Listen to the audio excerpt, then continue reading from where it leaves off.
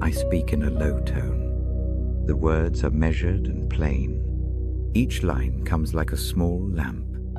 Listen, without trying to fix or understand everything. This time is not for solving. It is for receiving. It is for rest. The Bible rests open between us. Its pages have offered comfort for generations. Tonight, it offers the same. I do not demand answers. I offer presence. I hold the place as one who reads. You are invited to lean into the quiet. Let the eyelids soften. Let the jaw unclench. Soften the forehead. Feel the tiny muscles of the face relax. The shoulders fall away from the ears. A small ease settles along the neck. The hands relax. The fingers uncoil. The legs release into the surface beneath them. Each small loosening is a small gift. Receive them. I use the book as a quiet lamp. The words are slower than the day. Each sentence I read will be a breath. Each pause will be a space to rest. I choose passages that speak of mercy. I linger on phrases that carry hope. I avoid debate and argument. There is no need for proof tonight. The night asks only for comfort. The tone is gentle. The message is simple. You are seen. You are held. There is mercy. There may be noise beyond these walls. A distant car. A clock. Wind at the window. Let them be part of the night. They do not disturb the heart that seeks rest. Allow the sounds to weave into the background. They are small now. They are not the whole story. The presence that the words point toward is steady. It does not hurry. It does not leave. Breathe with me for a moment. Breathe in for 4 counts. Hold 1 quiet beat. Breathe out for 6. Feel that rhythm. Slow and steady. The body follows. The pulse slows. Thoughts unclench at the edges. If the mind wanders, that is natural. Notice the drift without judgment. Gently bring attention back. Return to the breath. Return to the sound of my voice as it becomes a steady harbor. Tonight we come with honest things. There may be fatigue. There may be grief. There may be quiet unrest. Bring these things to the space between the pages. You do not have to fix them. You do not have to explain them. Let them sit where they are and receive what mercy comes. The Bible I hold speaks to small and large sorrows alike. It speaks as one who draws near. The tone is soft. The answer is accompaniment, not confrontation. I will read in a measured pace. I will let words land and settle. I will give time for the heart to receive. Sometimes I pause for a long breath. Sometimes I let silence hold the meaning for a while. No hurry is allowed in these silences. They are places where the Spirit breathes. They are places where hope can take root in small and patient ways. If tears come, let them come. If a quiet smile rises, hold it. If sleep arrives, welcome it. Each response is a gift of the night. There is no tally. There is no judgment. Mercy is not measured by the size of the feeling. Mercy meets what is present. Love reaches into the ordinary. Hope settles in the small places where courage is needed. I imagine the room like a chapel made small. The furniture becomes pews. The lamp becomes a candle.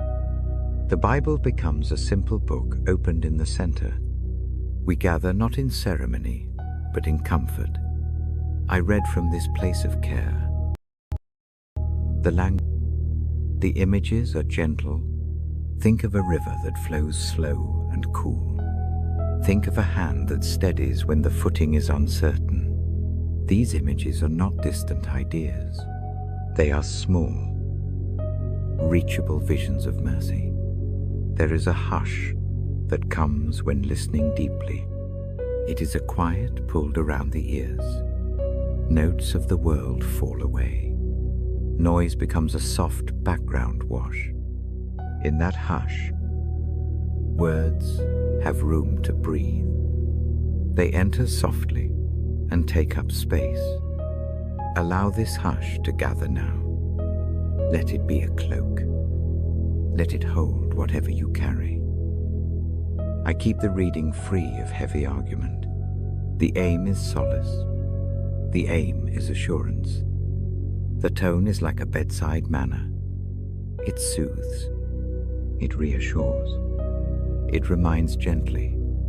The words I choose are like steady footsteps leading to a safe place. They do not rush. They do not push. They guide with patience. At times I will name the simple truths. Love arrives, even when fear is present. Mercy meets failure with openness. Hope can begin as a small pulse in the chest. These are not theories. They are bedside truths. They sit beside you like a lamp. They are steady when the room feels unsteady. You might wonder what to do with restless thoughts. Let them be like leaves floating on a stream. Notice each one. Then return your mind to the breath. Return it to the present sound. There is no need to chase details. This hour is generous. It is patient. It allows the heart to unclench one small degree at a time. I will read slowly enough that you can follow without strain. I will pause, so silence can do its work. I will not rush the night toward an answer. The healing that comes in such moments is often slow. It burrows quietly. It rearranges small things. It makes room for sleep. It makes room for hope to return in gentle increments. If you are lying down, feel the surface under you. Notice the points of contact. If you are seated, notice the support at your back. Let the body know the support is reliable. The hands can rest. The head can lean. The legs can be heavy. Each contact is a small reassurance. Let it be felt. I speak as one who reads these words to the bedside. The role is a humble one. It is not a performance. It is a care. It is a practice of leaning in and offering voice. My voice is not the source. It is a bridge. The source is a larger tenderness. I guide gently toward it. In that tenderness, there is room for all that you bring. There is no rush to move forward. We stay in the now. We sit with what is present, and we allow healing to do its quiet work. The book lies open. The light is steady. The breath is slow. The night holds us. When the mind tightens at the memory of a hard day, breathe into it. Name it quietly in your heart. Offer it as you would a bruise to a tender hand. Let mercy touch that place. No need to explain. No need to fix. Mercy can reach without words. Hope can form like a small seed in shaded soil. It does not demand sunlight to start. It begins in gentle darkness. If sleep comes before the reading finishes, know this: the night continues to do its work. The words still fall like rain where comfort is needed. Rest is not a sign of giving up. It is a sign of surrendering to care. Sleep is part of healing. Let it wash over you if it arrives. We will move slowly through this program. Each part is a small step. Tonight we begin with this first step. It is an invitation. It is a settling. It is a soft opening of the heart toward rest. The next passages will follow with the same steadiness. Each section is meant to cradle and to soothe. Now, when you feel ready, close the eyes if that feels safe. If not, keep them soft and lowered. I keep my hand near the page. I breathe with the rhythm we have set. The lamp holds its glow. The room keeps its hush. The book waits for the first line. I open the Bible now. My voice is low. We enter this night together. I turn the page slowly. The paper whispers under my thumb. The lamp throws a soft circle of light. I begin to read, not with sharp argument, but with plain speech. The lines move like small boats on a calm sea. A voice comes through these pages that calls for comfort. It asks that a path be made level where the heart has been uneven. High places ease, deep hollows lift. The notion is simple. The road becomes gentle for tired feet. Imagine a path smoothed by steady hands. The journey feels lighter when the ground gives way to rest. I speak the image aloud because images help the mind unclench. Picture a desert turning green at the first rain. Picture rough stones worn into round pebbles. Mercy works like water in that way. It arrives slowly, and it shapes the hard places. It does not hurry. It does not demand a public display. It touches the inside where quiet mending happens. The words turn toward a strength that seems restful rather than loud. There is a kind of power that does not press or strain. It comes like an eagle in calm air. Wings open wide and carry. Those who grow weary find new length for their steps. Muscles loosen. The chest breathes deeper. Hope settles like a warm cloth. I guide the breath with the voice. Inhale a light that feels like dawn. Hold that soft beat. Exhale what is heavy. Let the rhythm slow the rush of thought. The page is a metronome. Each sentence becomes a measured breath. Each pause becomes a place to let the heart settle.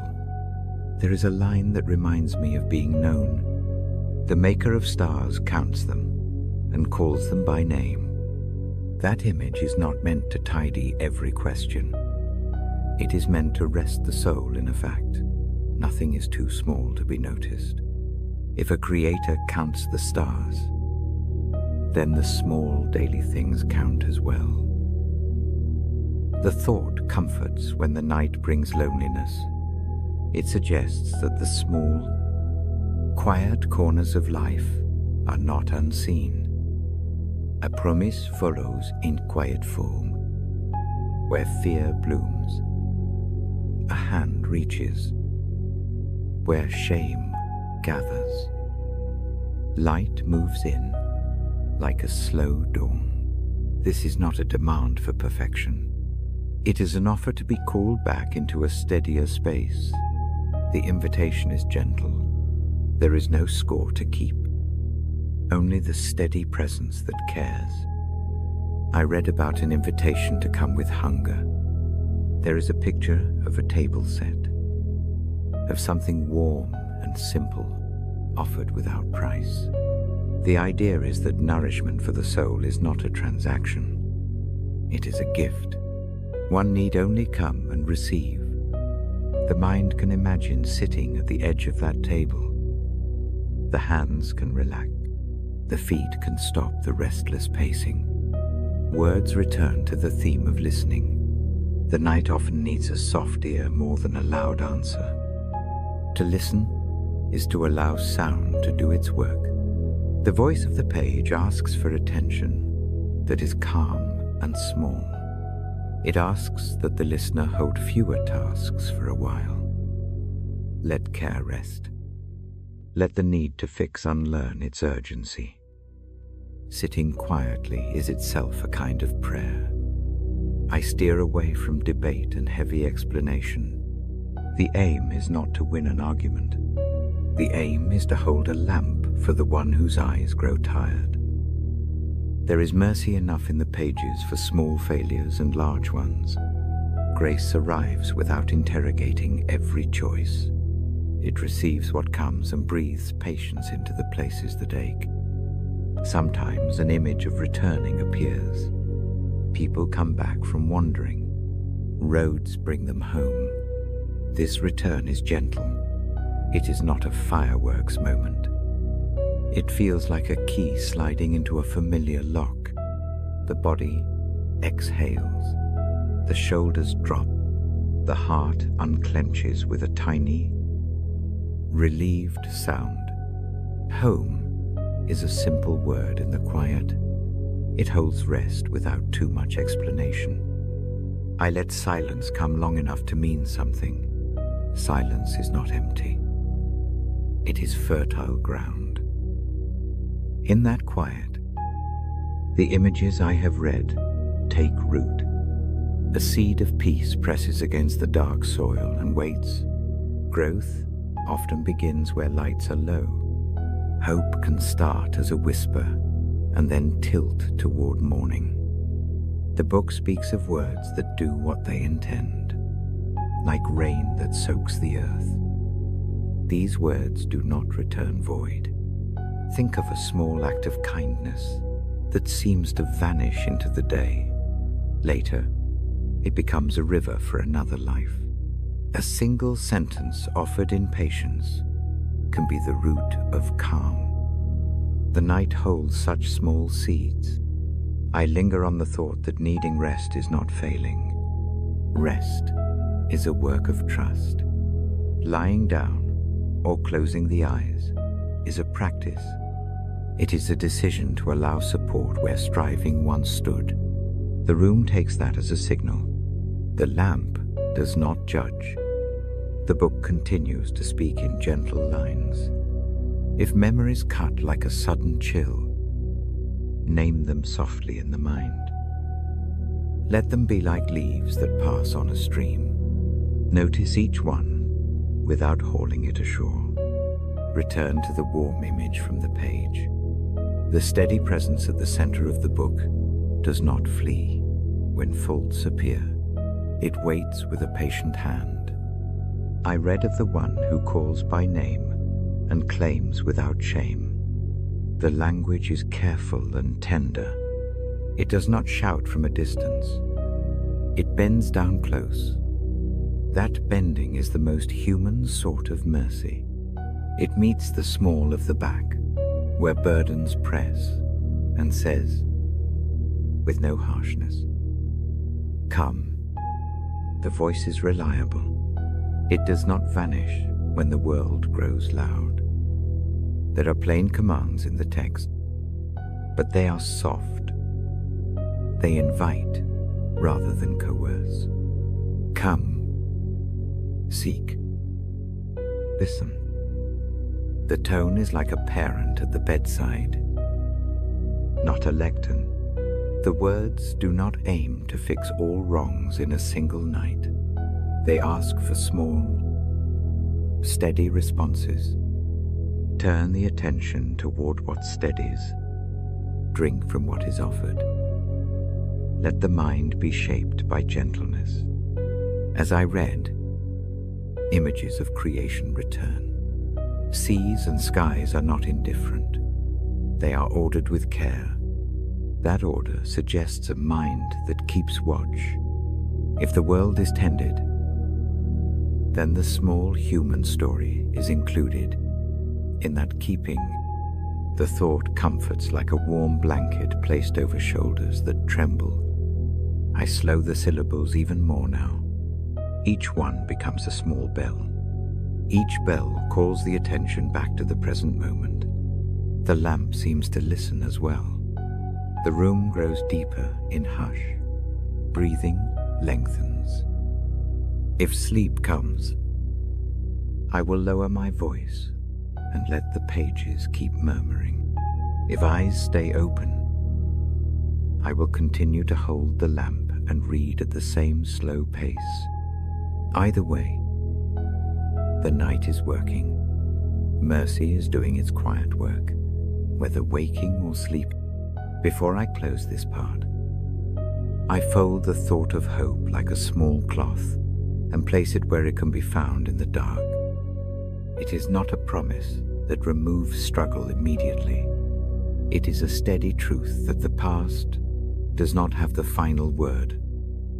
Newness can begin in a single, patient breath.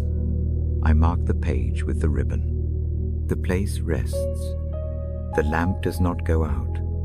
I ease the book closed enough to keep the night from feeling bare. There is calm in this careful pause. I will return with the next section when you are ready. For now, let the hush do its work. Let the breath lengthen. Let mercy sit beside the heart and hold it until morning comes.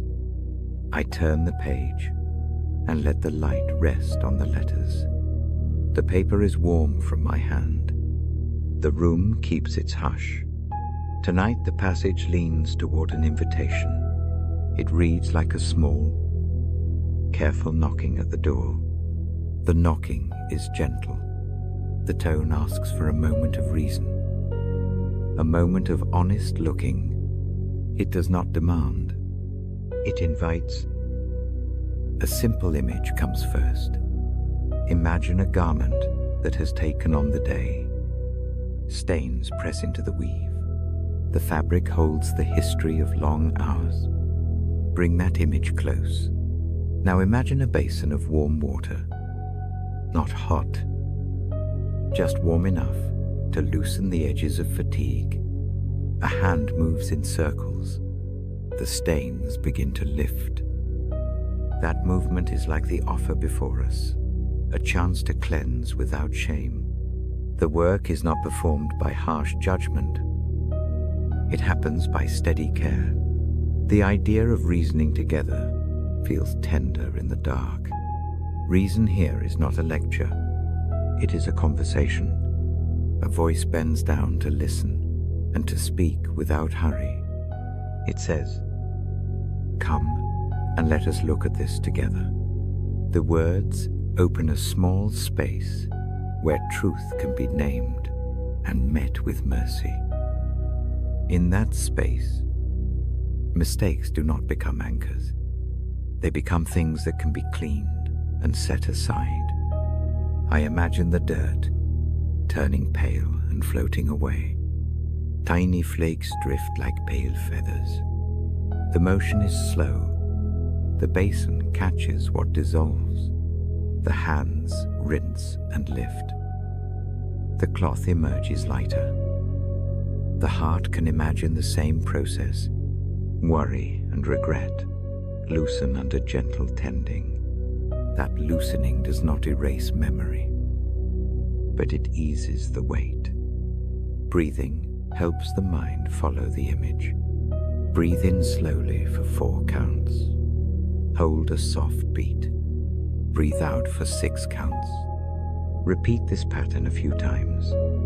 Each exhale lets a small grain of worry loosen its hold. The rhythm matches the washing hands. In, hold, out. The pattern steadies the mind, the way a steady hand steadies fabric. There is also a picture of color changing. Once, dark places become pale and clean. The change is not sudden like a flame. It is slow like dawn. A pale blue tilts toward morning. The thought comforts because newness sometimes arrives quietly. It does not always announce itself. It appears gradually. An honest shift that is easy to miss unless the eye rests. This invitation to cleanse carries a gentle assurance. If the night brings regret, it is welcome here. If there is a secret that presses, it is welcome too. The welcome is not a curtain drawn shut over fault. It is a hand that receives the burden and holds it with care. Imagine placing a heavy sack on a table. The shoulders relax immediately. The weight is not gone, but the body is relieved by the rest. That table is steady. The hands of mercy stand ready. As I read, the thought of reasoning together feels like company beside a fire. Two people bend their heads over a map. They point out the paths with quiet voices. There is no scolding. There is only guidance. The map here is a small book that has been opened many times. Its lines are worn, but it still shows the way. The way leads back into steadiness. Failure appears in the pages, but it is met with an offered exchange. Imagine a soiled sleeve traded for a clean one. The trade is not a bargain where worth is measured. It is a giving of what heals. The gesture removes the label of unworthiness. It allows the body to feel warmth again. In that exchange is an invitation to stand differently. Shoulders flatten. The chest breathes easier. I slow the syllables so the ear can catch the weight of each word. The lamp makes a small circle on the page. Outside, night holds its own breath. Inside, this small act of reading becomes an offering. The voice here is calm and steady. Each sentence is a place to rest. Each pause is a space for the heart to settle. The text I read does not press for a long confession. It asks for an honest look. Honesty is not a fierce tearing of open old wounds. It is a naming, say the small, true things to the quiet. Say them without rehearsal. Say them like notes, dropped into a bowl. The bowl is not judgmental. It is a place that accepts and holds. Imagine also a field after rain. Trampled soil softens. Tiny shoots tilt towards the light. The metaphor is small and immediate. Change sometimes begins where the ground is soft. When the heart is tender, small shifts can grow into strength. These shifts do not require effortless bravery. They require attention. They require a willingness to be near the cleansing water. The notion of forgiveness here is simple and plain. It is like washing a child's hands after play. The hands are not judged for being dirty. The hands are washed because hands need washing. The act itself has care built into it. Mercy is practical. It meets the need. If shame rises in the night, let it be named gently. Name it as one would name an ache. Put a hand to it. Hold it long enough to feel the pulse. Then offer that ache to the clear basin. The motions are slow and faithful. The shame does not evaporate at once. It lightens. Step by step, that lightening is real. There is a steady invitation to reason, not a demand to defend. The request feels like a steady friend saying, "Come, let us talk this through." Does not tally failures. Instead, the friend offers a way to reorder the heart. The tone is kind. The posture is open. That openness makes it safe to place burdens down. In the reading, small directives appear. Come. Reason. Be willing. They arrive as soft commands. They are more like gestures than strict rules. The gestures point toward rest. They guide toward a posture of receiving rather than striving. The night grows more hospitable. when the body stops arguing with its need for care. I fold the image of cleanness into a domestic scene. A towel waits on a hook. Steam rises from the basin. The towel is warm and waiting. Wrapping in that towel is an act of tender acceptance. It does not pretend the wash made everything perfect. It speaks to the ordinary grace of being cared for after toil. The towel dries the small spots of cold. It does not demand immediate vigor. It allows the body to settle. There is also a soft warning about pretending. Pretending to be clean is different from being cleaned. A pressed facade hides the real texture of the soul. The book favors honesty over polished appearance. The night asks for truth, told quietly. The telling is not theatrical. It is humble and straightforward. As the lamp flickers, the reading takes a stiller tone. The pages pause on mercy that is patient. Patience is its own kind of comfort. It does not force change. It waits and works in small ways. That slow work often lasts. It shapes the edges of the heart with steady hands. If eyes grow heavy, let them close. The images will linger like soft light behind the lids. If thoughts come, let them pass like clouds. Keep breathing the measured rhythm. In, hold, out. The breath carries the picture of hands washing away burden. With each exhale, a little more weight leaves the shoulders. I will keep this page marked. The ribbon falls neatly between the leaves. There is a small intention in the pause. The pause is not an end, but a holding place. Mercy remains present in that hold. In the morning, or in the next quiet hour, the reading will continue. Tonight, the invitation is accepted with the slow readiness of someone who lays down a load on a table and feels their back unknot a little. I close this part with a small benediction in the quiet of the room. May the image of clean hands and a warm towel rest near the heart. May reason be a gentle companion. May forgiveness feel like the basin that receives without counting. The lamp keeps its glow. The book waits. When you are ready, we will open it again. For now, let the hush and the breathing do their work. I turn the page with a careful thumb. The lamp humming is the room's only small sound. The book opens to a passage that promises new strength. The lettered lines feel like an invitation to rest in motion. I do not read to fix things. I read to hold hope plainly. Listen as I read a text that pictures soaring. It speaks of rising on strong wings. The image is quiet and immediate. Picture an eagle on a wind. The bird rests in the current and then lifts with no frantic flapping. The ascent is steady.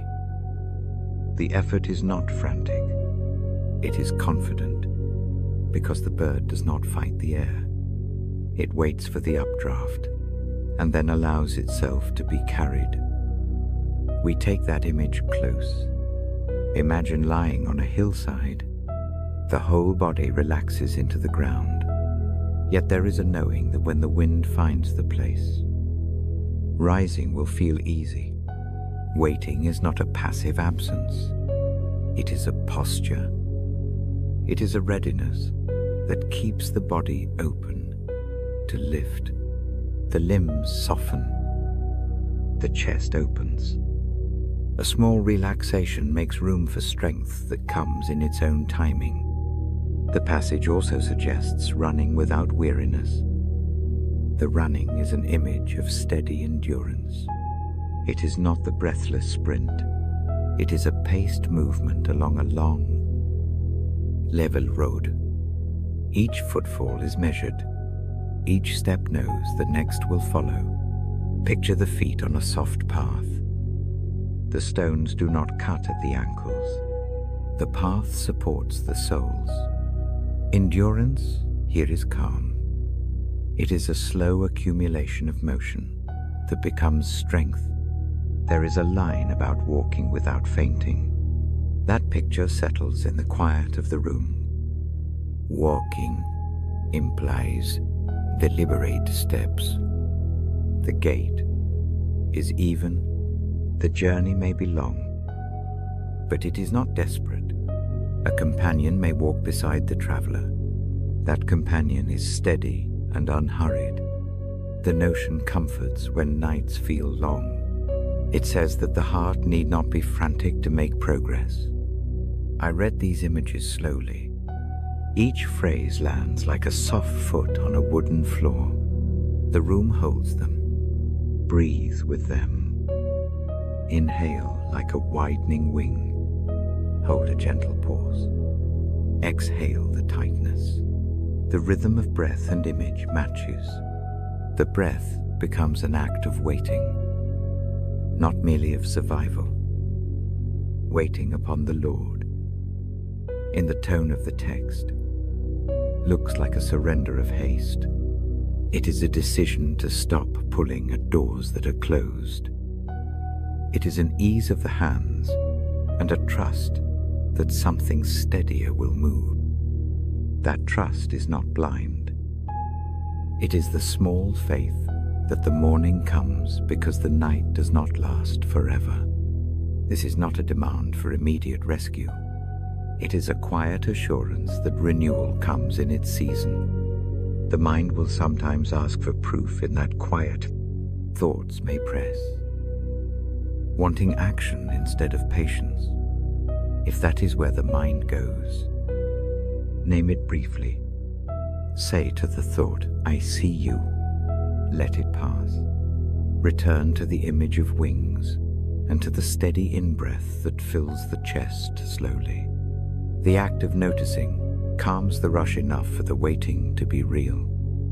I imagine the body as a garden that has endured a long season. The soil is tired and holds old roots. Rain is promised, but not all at once. The first drops soak the parched topsoil. The new green does not explode overnight. It uncurls slowly.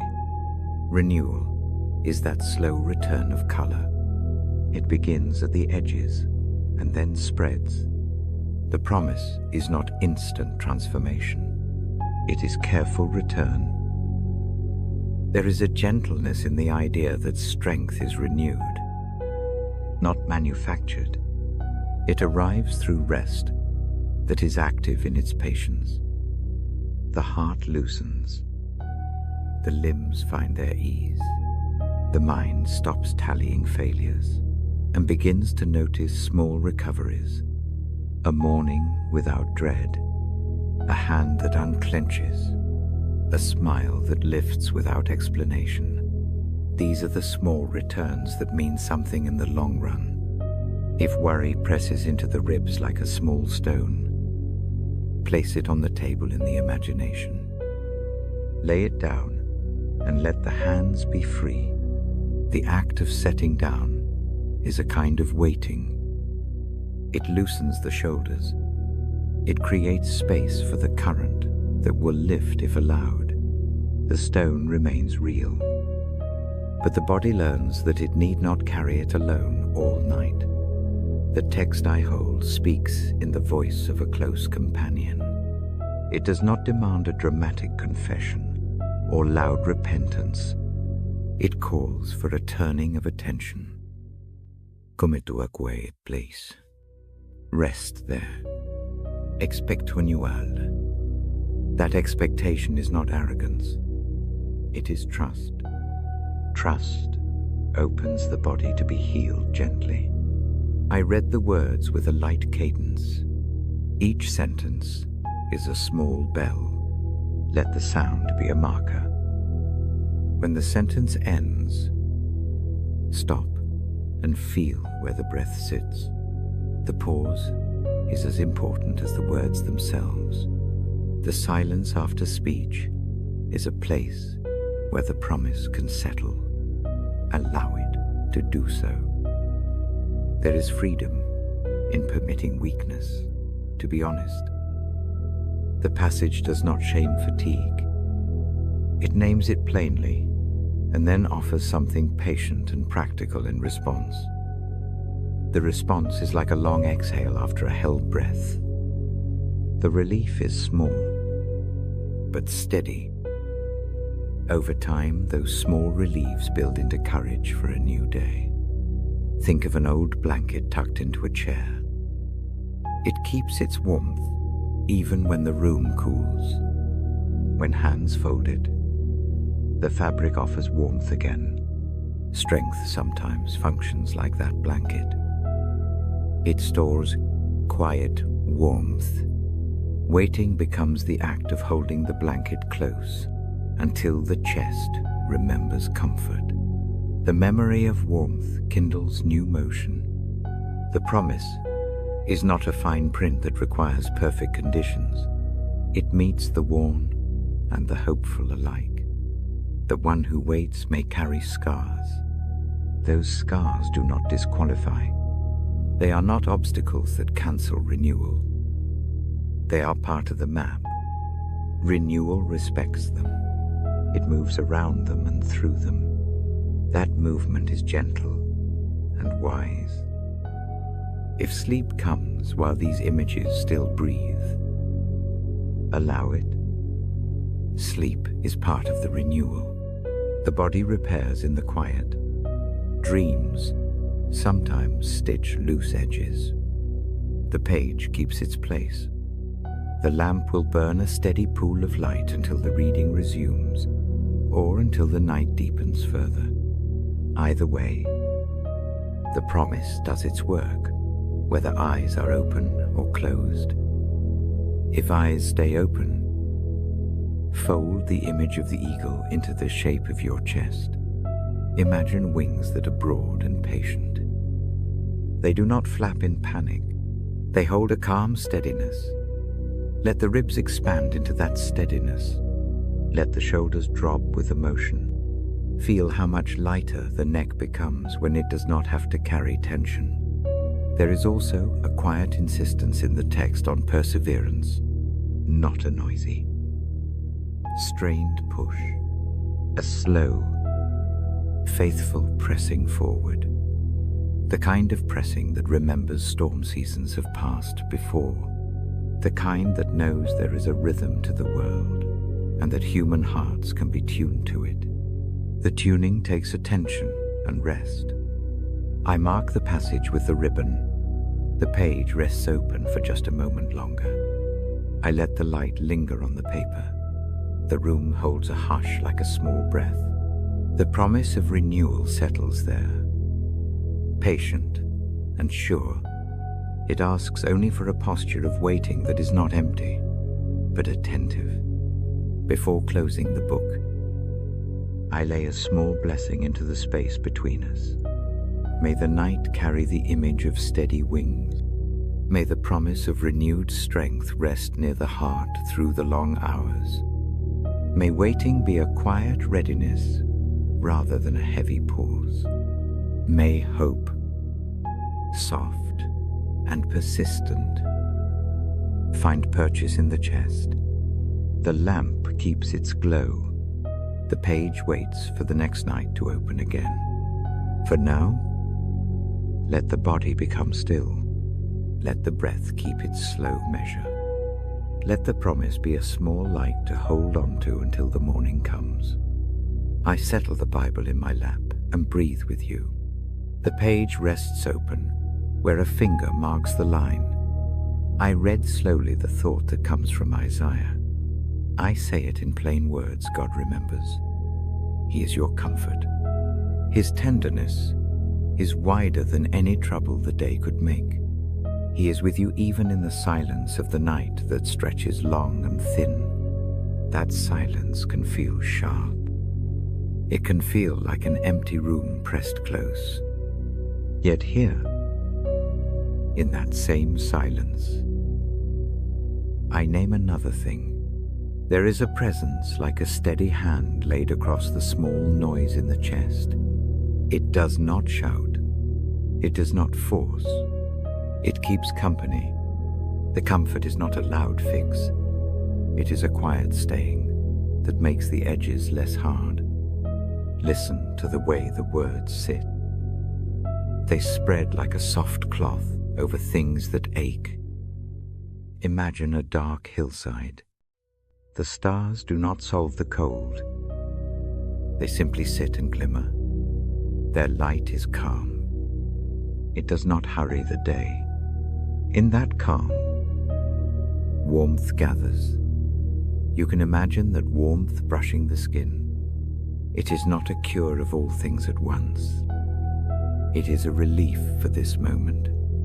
I encourage you to place one hand where you feel the breath in the chest. Feel the rise. Feel the fall. Keep this small contact. It anchors the moment. It makes presence less like an idea and more like touch. If the mind pulls away, return without judgment to that hand. Return to the simple weight of it. Here is a small pattern to steady the body. Breathe in for 3 slow counts. Hold 1 quiet count. Breathe out for 5 soft counts. Let the exhale be the longer part. Each out-breath loosens a little edge. Repeat this a few times. Let the rhythm be a drum that keeps the heart from rushing. The thought I read tonight says, comfort outruns trouble. Picture a deep well under the ground. The wind above can be a storm. The well holds still, and the water underneath does not know the same clamor. Its surface is clear. It echoes a depth that the wind cannot touch. God's comfort is like that depth. Surface noise may lash, but deep calm remains. Problems do not always vanish when comfort arrives.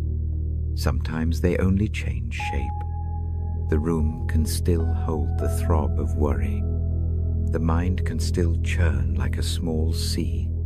The promise is that someone larger than the sea leans into that space and steadies the horizon.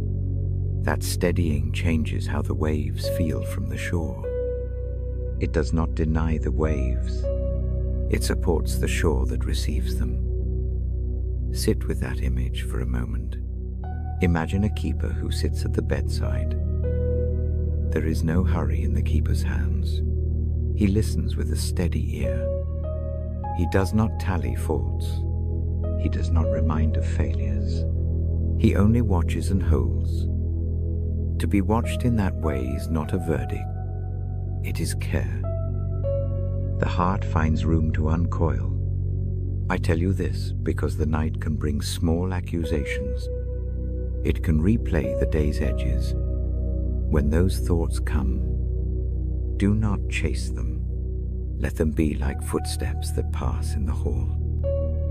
Notice them. Let them continue. Return to the hand on the chest. Return to the quiet count of breath. There is another image I keep close. Think of an old harbor. Boats have weathered many waves. They are tied to a pier that does not demand they sail. The pier simply keeps them safe. The ropes do not yank. They hold with patience. Mercy is like that pier. It does not shove the ship back into travel. It offers a steady berth. If gentleness feels strange, allow it to feel awkward. Strange can be a good doorway. A small part of the body will loosen at the first brush of kindness. Trust that small part. Let it lead. Let the rest follow slowly. The work of comfort often moves in tiny increments. It accumulates like soft rain that does not make noise but fills the ground. Sometimes your mind will ask for reasons. It will want evidence, a list to check off. In the hush of the night, I do not press you with proof. I offer what I can hold in my voice, assurance that you are not alone. The evidence is not loud. It is a steady story that repeats itself in gentle acts. Often it shows up as a small easing, a breath that carries less weight, a shoulder that falls away from the ear. If shame tempts you to keep the lid on what you feel, imagine setting a lantern on the table. The light does not expose for disgrace. It simply allows you to see what is already there. Under that light, knots relax. The eyes find their line. A task that seemed impossible becomes a single step. This is the kind of seeing that mercy offers. It is practical and kind. I remember a quiet evening when the city hummed beyond my window. I felt small and blunt. I opened a page and let my eyes rest on words about comfort. I did not find an argument. I found presence. That presence stayed with me into the night.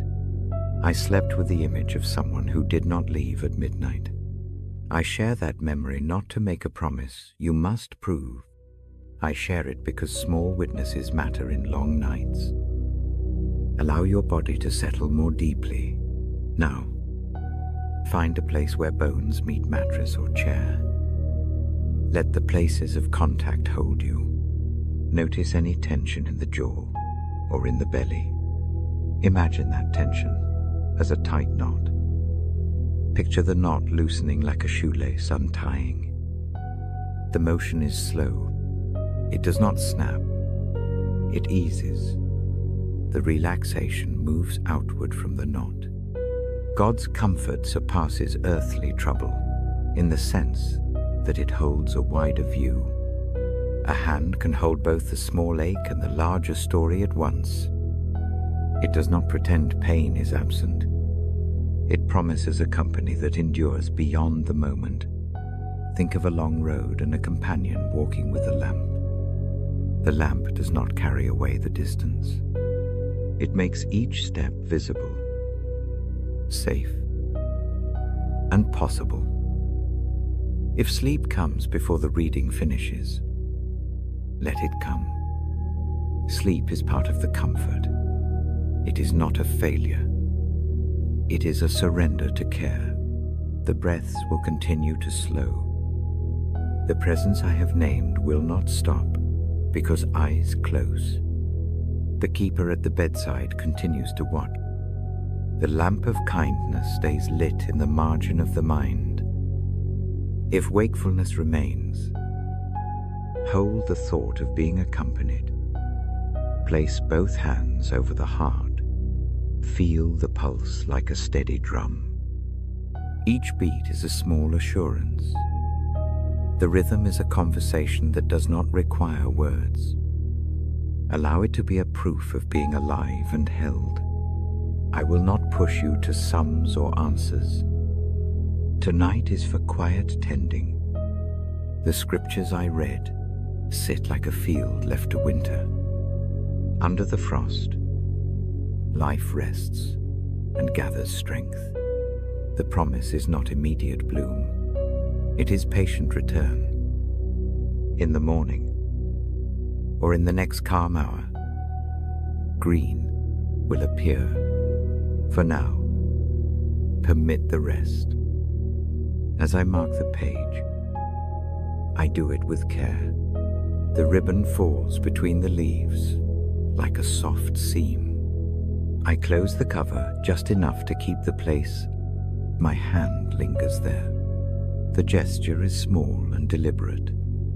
It is a benediction in motion beheld. Be kept. Be comforted. Before I rise, I offer a quiet blessing. May the presence that surpasses trouble sit close in the night. May it breathe peace into the places that ache. May you rest in the company of a care that does not demand, but simply keeps. May the silence be a room of mercy rather than a mirror of fear. When you are ready, let the eyes close. Let the breath find its slow drum. I will be here again. The book will open, and the steady reading will continue. For now, sink into the hush. Let the comfort that outstrips the day find a seat beside you. Let it keep watch through the long hours until morning lifts its first small light. I turn the page with a slow thumb. The lamp keeps its round pool of light. My voice is low. I read again from that patient place in the book. The line that follows is a steady call. Do not be afraid. You are named. You belong. Fear is a small animal sometimes. It creeps close in the dark. It presses its weight on the chest. It makes the breath quick and the shoulders high. I do not ask you to push it away by force. I show a soft way to meet it. I invite you to notice it. Name it gently. Let it be seen. Imagine a hand that says your name. It is not a list of titles. It is a sound that fits the smallest part of you. That naming is a recognition that you matter. It holds you in a single, certain phrase. The truth of being called steadies the heart. The storm outside continues, but a voice leans close and reminds the room of you. I ask you to place one hand where you feel the breath most clearly. Press lightly against the ribs or the sternum. Feel the rise. Feel the fall. The hand is an anchor. The palm is a small proof of presence. Breathe with that proof. In for 3 counts. Hold for 1. Out for 6. Let the long exhale empty the tightness. Repeat until the shoulders lower. There is a promise under the words I read. It is not a grand rescue in fireworks. It is a quiet ownership, like a quilt folded at the foot of the bed. When someone takes a thing and calls it theirs, carry follows. The thing is tended. The thing is kept. Imagining belonging like this calms the mind that insists on proving worth. Picture a child on a threshold. The house behind is warm. The night outside is wide. A steady voice calls across the yard. The child looks up, hears the name, and steps back toward the porch. The step is small. It is safe. The night still breathes. But the porch light holds a place to return. Belonging is that light. Fear often arrives with a list. It reads the day backward and makes a long ledger. Let the ledger rest. Set it on a table in the mind. Look at one line only. Say aloud, if that feels safe, the one honest word you carry. Offer it into the space without argument. The act of naming softens the sharp angles of worry. The passage I read invites a simple exchange. Release the burden you hold alone. Lay it down. I do not mean a theatrical surrender. I mean a small placing of the hands on the table and letting the shoulders drop. The hands remain. The burden moves. The motion is tiny, but it changes what the back must hold through the night. I put another image beside it. Picture a shepherd at dusk. The sheep pressing close.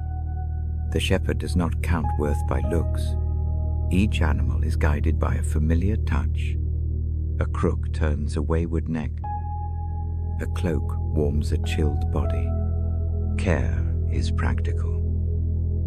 It meets the small needs first. This sketch comforts because it is quiet and hands-on. If doubt steps forward and asks for proof, meet it gently. Proof sometimes looks for loud signs.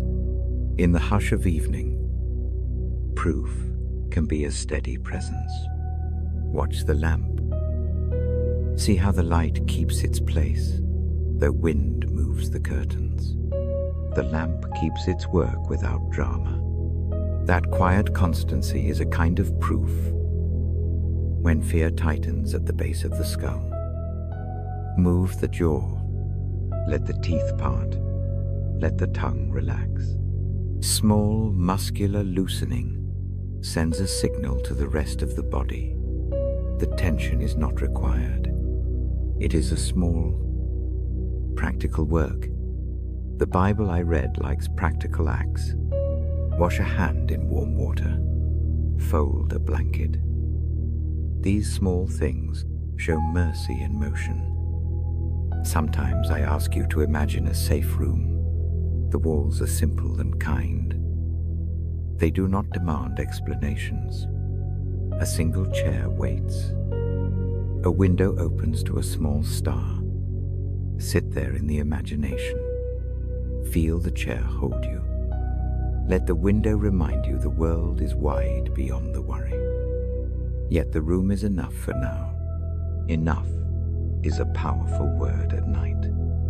I keep returning to breathing because it is honest and immediate. Try a different pattern now. Breathe in 4 counts. Hold 2. Breathe out for 7. Let the exhale stretch more. This longer out breath teaches the nervous system to soften. Each exhale is a small permission. Slip to relax. If your mind wanders to old guilt or new anxiety, do not chaise into the teu. Imagine a book with many pages.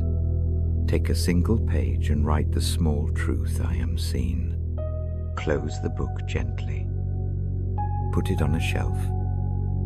The shelf is not a hiding place. It is a place that keeps things where they belong, so the hands are free to rest.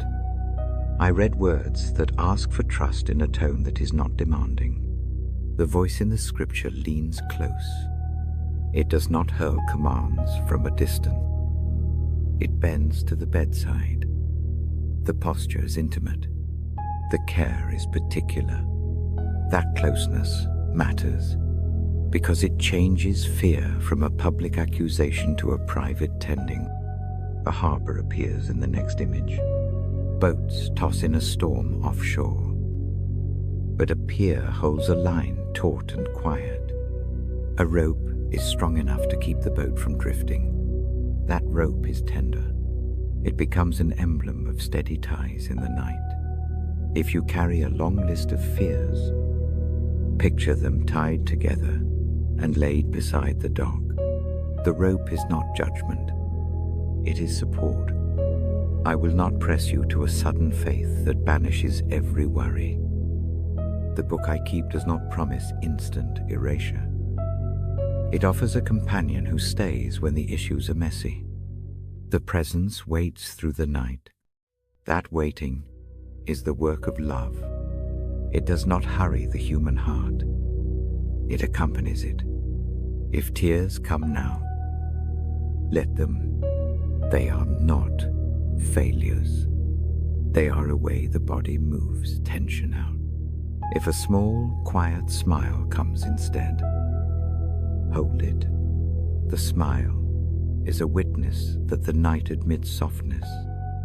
Both tears and smiles are acceptable. Both are held by the same hand I have been naming.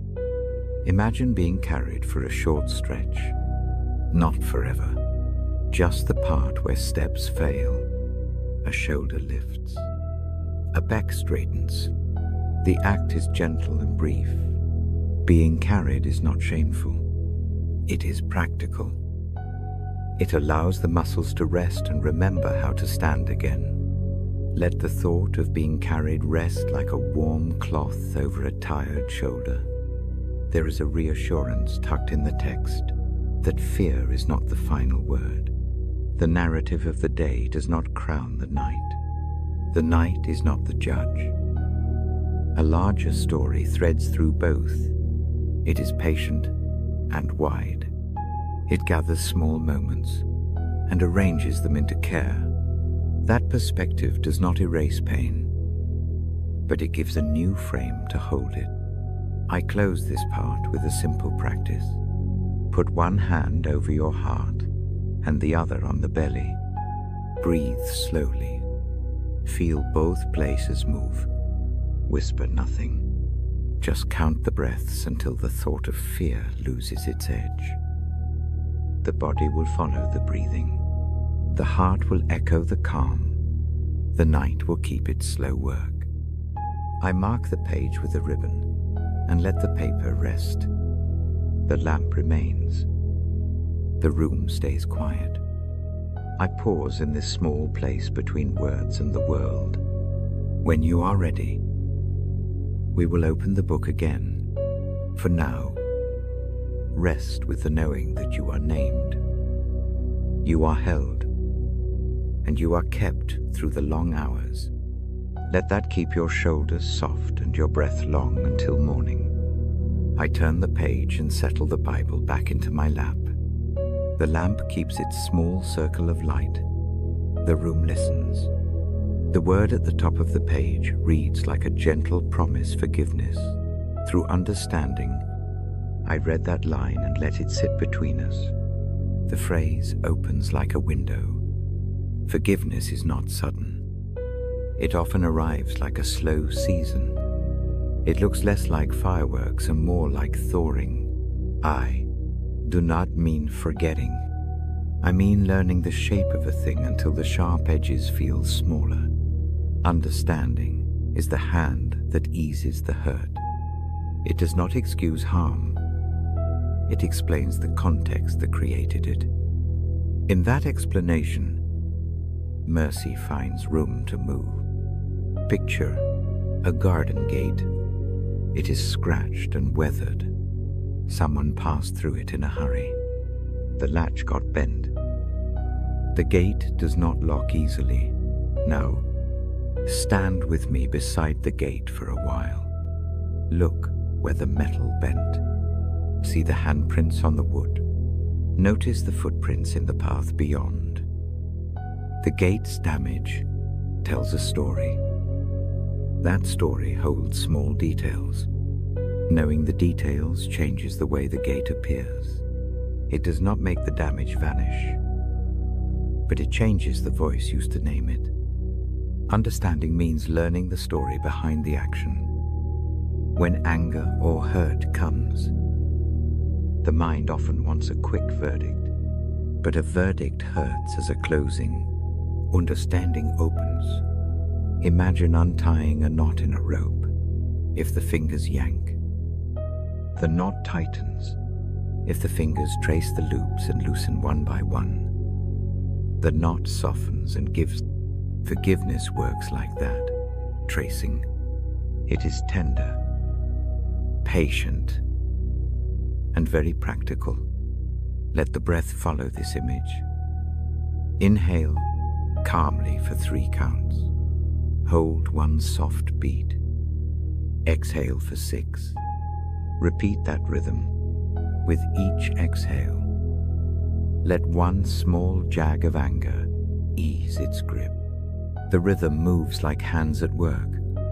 Slow motion untangles the tight places. Forgiveness toward others often begins with quietly seeing. Picture a child on a street corner, small and shivering. Behind the child, a life has shaped panic and need. The action that hurt may have come from fear or from a long series of bad nights. Seeing that does not change what happened. It changes the posture toward it. The gaze softens. A different question comes: what wounded this person so that they could wound another? Understanding asks for a story, not a sentence. There is room for forgiveness of self in this same way. Guilt tightens the shoulders and colors the night. It becomes a small, persiste drame. To forgive oneself is to sit quietly and name the limit. It is to admit fatigue. It is to confess the small ways strength ran out. That confession is not a long speech for punishment. It is a brief, honest accounting. From there, mercy can enter. Picture an old tree with many rings. Some rings hold drought, some hold growth. The tree is whole because the rings tell the truth of the season. The truth does not disqualify the tree. It explains the pattern of life. When shame presses, do a small practice. Take a quiet breath. Place a hand over the place where the chest rises. Let the warmth of that hand be like a simple acknowledgement. This part of me is tired. Speak one soft sentence in the mind: I am known. The sentence is a key. It does not open everything at once. It loosens enough for the next breath. Understanding usually asks for listening. That kind of listening is not a long argument. It is a careful attention. Picture two people at a table. One has a candle. The candle makes a small circle of light. They take turns telling the small facts of the day. No flourish, no defense. Just the plain detail of events. The act of telling becomes a slow clearing. It rearranges blame into a story. In that rearrangement, forgiveness can find purchase. A Bible phrase I hold close to this thought speaks of bearing burdens together. The image is gentle and domestic. Imagine a sack of grain. Alone it is heavy. Shared between two hands, it becomes manageable. Forgiveness is a sharing of burdens in a way that does not erase responsibility. It simply refuses to make burden into identity. The sin or the failure is one part of the story, not the whole book. There is a practical way to practice this at night. Think of a single name that presses on the mind, either your own or another's. Picture that name written on a small leaf. Drop that leaf into a slow stream. Watch it float a little and go out of sight. The act is symbolic, not magical. The heart learns by images. The mind accepts an action it can follow. Release in the imagination helps the muscles of the body relax. Forgiveness through understanding also requires steady patience. It is a long stitch rather than a sudden seam.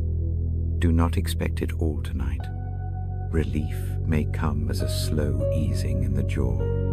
A small clearing in the chest may appear after several breaths. These are real. They count. Allow them to be slow and patient. The night practices small returns. If anger is of faces, do not take it as failure. Anger is a signal. It points. Follow it gently.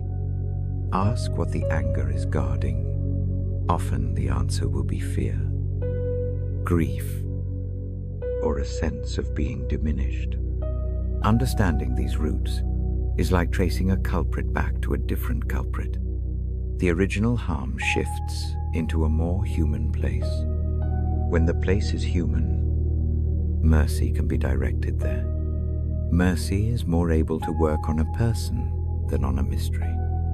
The text I read does not promise instant transformation. It speaks instead of a steady companion who listens to what is true. The companion does not flinch at failures.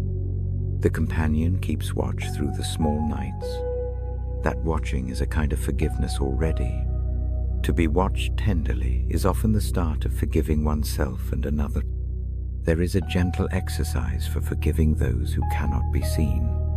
Many wounds come from faces now absent.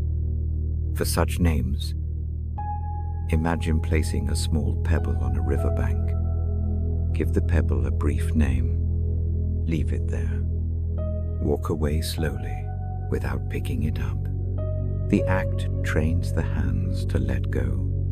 It trains the feet to set down and step forward. When forgiveness rests on understanding, it remains realistic. It does not pretend harm did not happen. It remembers clearly and learns new ways to live anyway. The remembering is like keeping a scar. A scar can be admired for its resilience and not defined by the pain that made it. A scar tells a story of survival. The story is honest and full of room for compassion. Another small breath pattern might help here.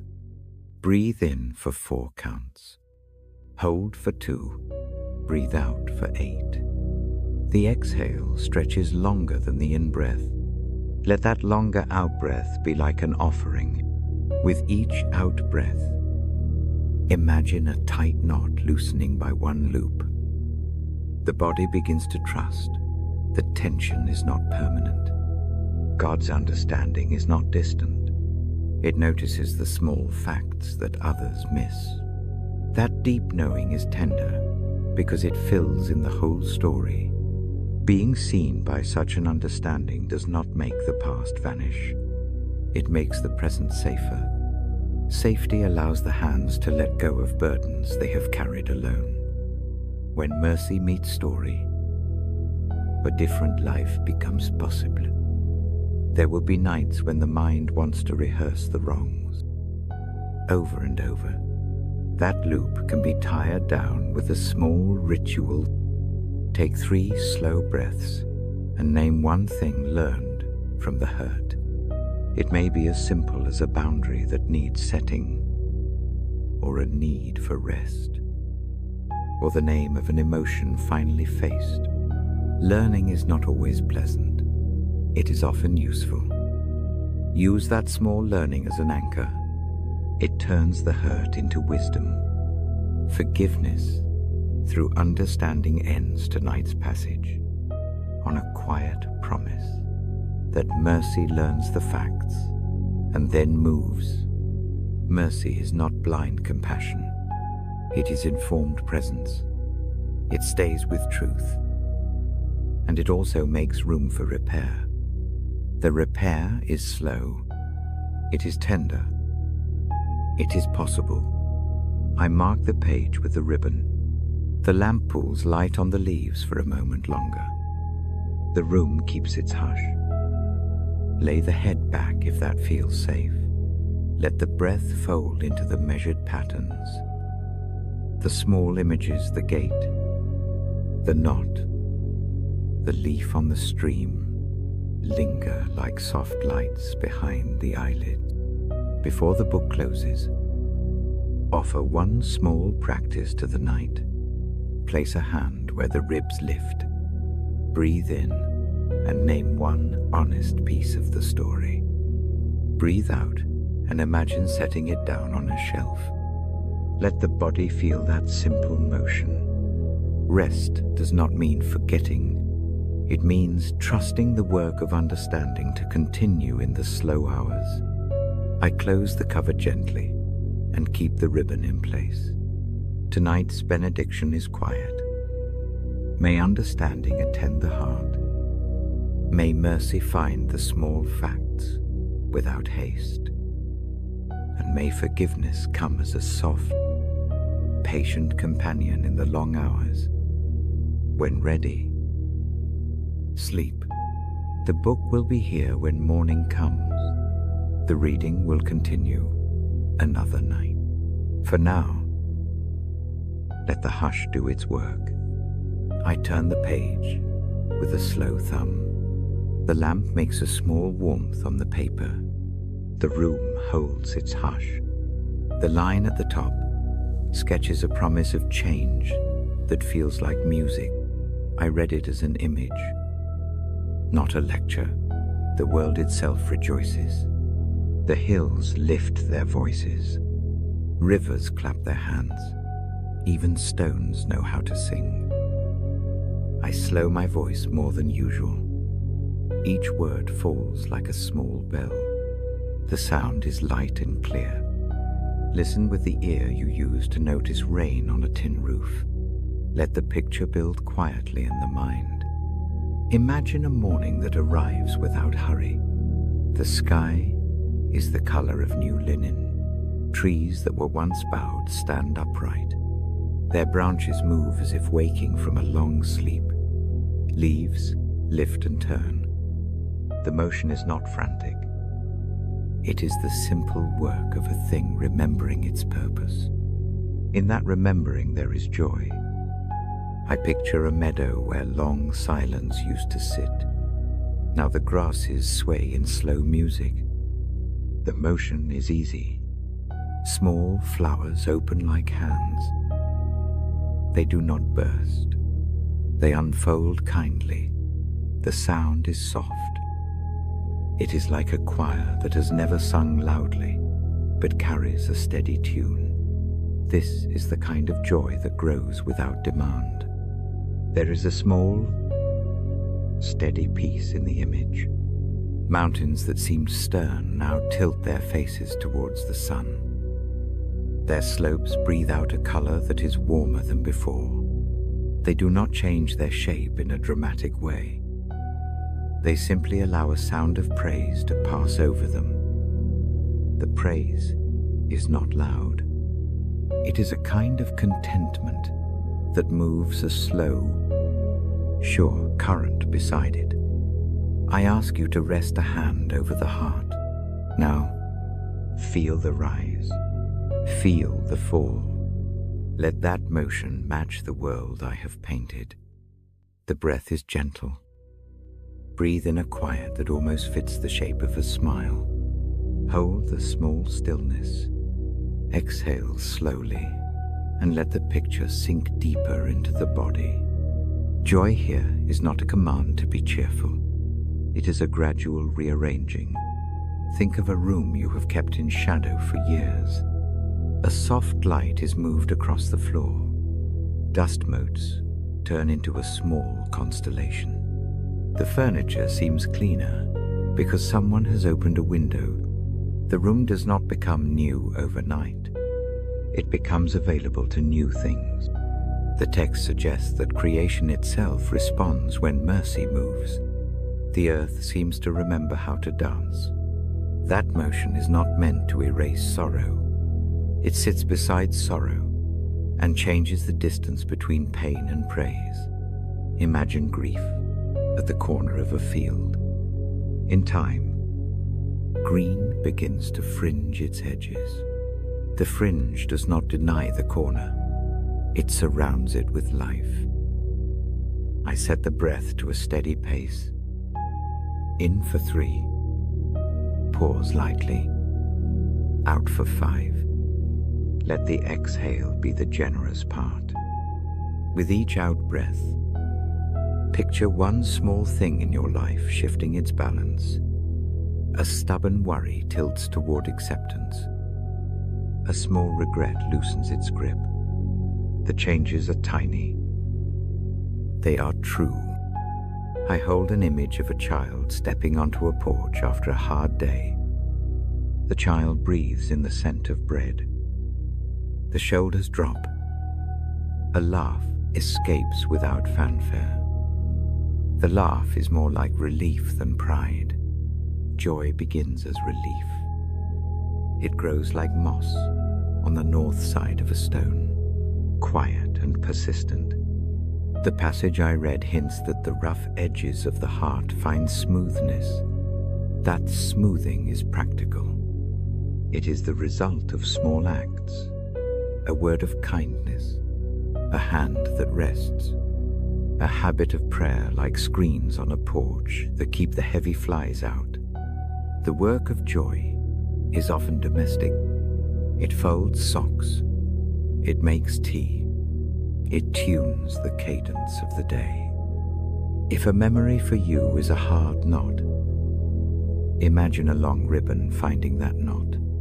The ribbon traces around the loops and loosens them without force. The knot does not vanish. It becomes smaller. The motion is patient. The hands move with calm. The change is faithful because it is steady. I offer a small practice for the night. Picture one place in the body that feels closed. Send the breath to that place like a small lantern. Inhale slowly and let the light touch the tight area. Hold it there for the length of a quiet count. Exhale and imagine that the tightness relaxes by a thread. Repeat until the body answers with a softer signal. There is music in the wording I read. I do not mean actual song. I mean rhythm. A cadence that steadies the steps. The rhythm is like walking in a soft rain. Each footfall leaves a mark that dries into a new pattern. The pattern repeats. Over time it becomes a path. That path is a habit of joy. It is a way of walking that the body learns by being led. Consider small acts of praise. They do not require a grand stage. They are quiet acknowledgements, a whispered thanks for the day's small mercies, a short prayer for strength that does not demand large faith. These acts gather like small coins into a savings that buys a restful night. The account is slow to grow, but it grows. I speak gently about hope here. Hope in this passage is a patient thing. It does not demand instant proof. It keeps a quiet watch. Imagine someone who waits at a window each evening for a certain light. The light does not explode into view. It arrives by degrees. The watcher does not know all the reasons for the light. The presence of waiting itself shapes the heart. There is also a sense of community in the picture. The trees do not dance alone. The rivers do not clap by themselves. The mountains join. The song of one thing joins the song of another. Use your imagination to place a neighbor in that image. Picture a small kindness shared across a fence. The joy of one heart makes space in another. The night cares that this is so. I slow my reading still further. Each phrase rests. The lamp dips and then grows steady. The room honors the pace. If your eyelids grow heavy, let them close. If the mind wants to stay near the images, keep them like small stones on a table in front of you. Touch one and remember its shape. Let the fingers trace its edge. Joyful transformation is not a one-time event.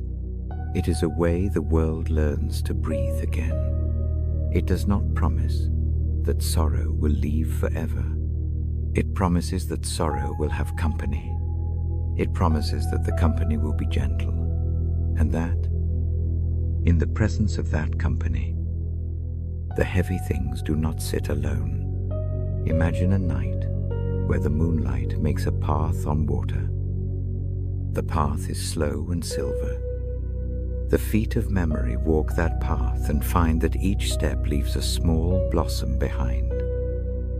The blossom is not a miracle. It is a sign that the walk is gentle and that the traveler is not alone. Allow that image to rest. I will mark this passage with the ribbon. The page keeps its place. The lamp tosses its circle of light across the leaves. I fold the picture of rejoicing into my hands like a small cloth. It is not a sweep of perfection. It is a keeping of a way to notice goodness in small increments. Before I close, breathe with me once more. In for 3. Hold. Out for 6. Let the exhale be a slow lowering of the shoulders. Feel the space. between the ribs widen gently. Picture the hills and the rivers and the trees as companions in the breath. This breath is an act of joining. When you are ready to sleep, let the image follow you. Let it become a soft pillow for the thoughts that tend to wake at night. Joy need not be loud to be real. It can live in the pause between two breaths. It can bloom in the slow turning of a tired heart toward morning. I close the Bible softly and keep the ribbon in place. The hush in the room deepens by a small degree. I place my hand briefly on the cover, as if blessing the place between pages. The intention of the night remains rest. Chante le renewal, and a quiet hope that the world and the heart can find ways to sing. Go now into the dark with that image. Let the small song settle near the chest. Let it be an anchor when the night presses. I will open the book again when the time comes. For now, sleep and let the quiet work of joyful transformation go on in the slow hours. I settle the Bible in my lap and let the lamp hold its quiet circle. Tonight I open to a passage that feels like a long, steady hand on the shoulder. The words I read point back across years. They remind that plans are not only for one day. There is a thread that runs through the small and the slow. It ties the first step to the last. It is a careful weaving. I read with that thought near. The image that comes first is an old map. It is creased in places. The ink has softened. Someone has walked over these lines many times. The map still names the rivers and the woods. It still shows paths that wind around hills. The presence that keeps the map does not forget. It remembers each road a traveler took and the reason they chose it. Thinking of the map helps the mind that worries about missing a turn. The map invites trust in the path. Even when the way ahead is low and not fully lit, I speak the verse's quiet promise in plain words. The keeper of the road remembers. He remembers the child and the elder. He remembers the times of quick faith and the long seasons of doubt. The memory is not a ledger that counts faults. It is a memory that holds a life whole. Imagine someone who knows the details of your days, not to shame, not to weigh, but to stay near. Breathe with me now. In for 3. Hold 1 soft beat. Out for 5. Each out-breath releases a small worry. Let that release be an offering. The body answers the rhythm. The chest eases. The mind can follow. There is an image of a gardener who tends a long row of plants from one season to the next.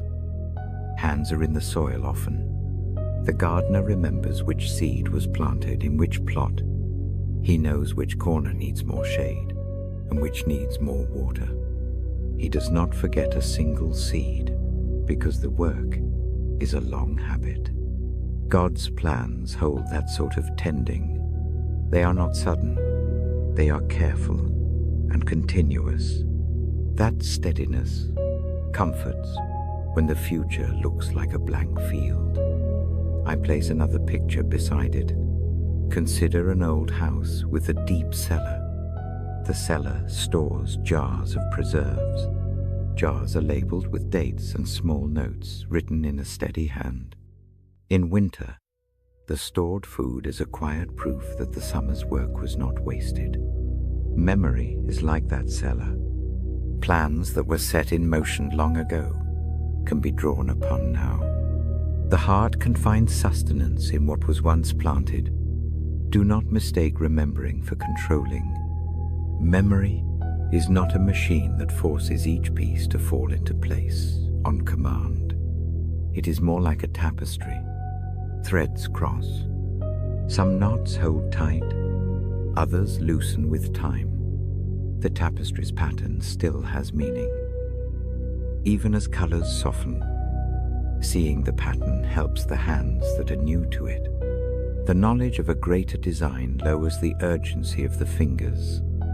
When worry asks whether a life still fits into any plan, imagine a voice that calls your name across a field. The call is not hurried. It is not a demand for explanation. It is an assurance that the one who remembers knows you by name. That knowing makes the road less anonymous. Crowded nights feel thinner when a voice remembers the small things that matter to you. There is comfort in the fact that plans extend into old age.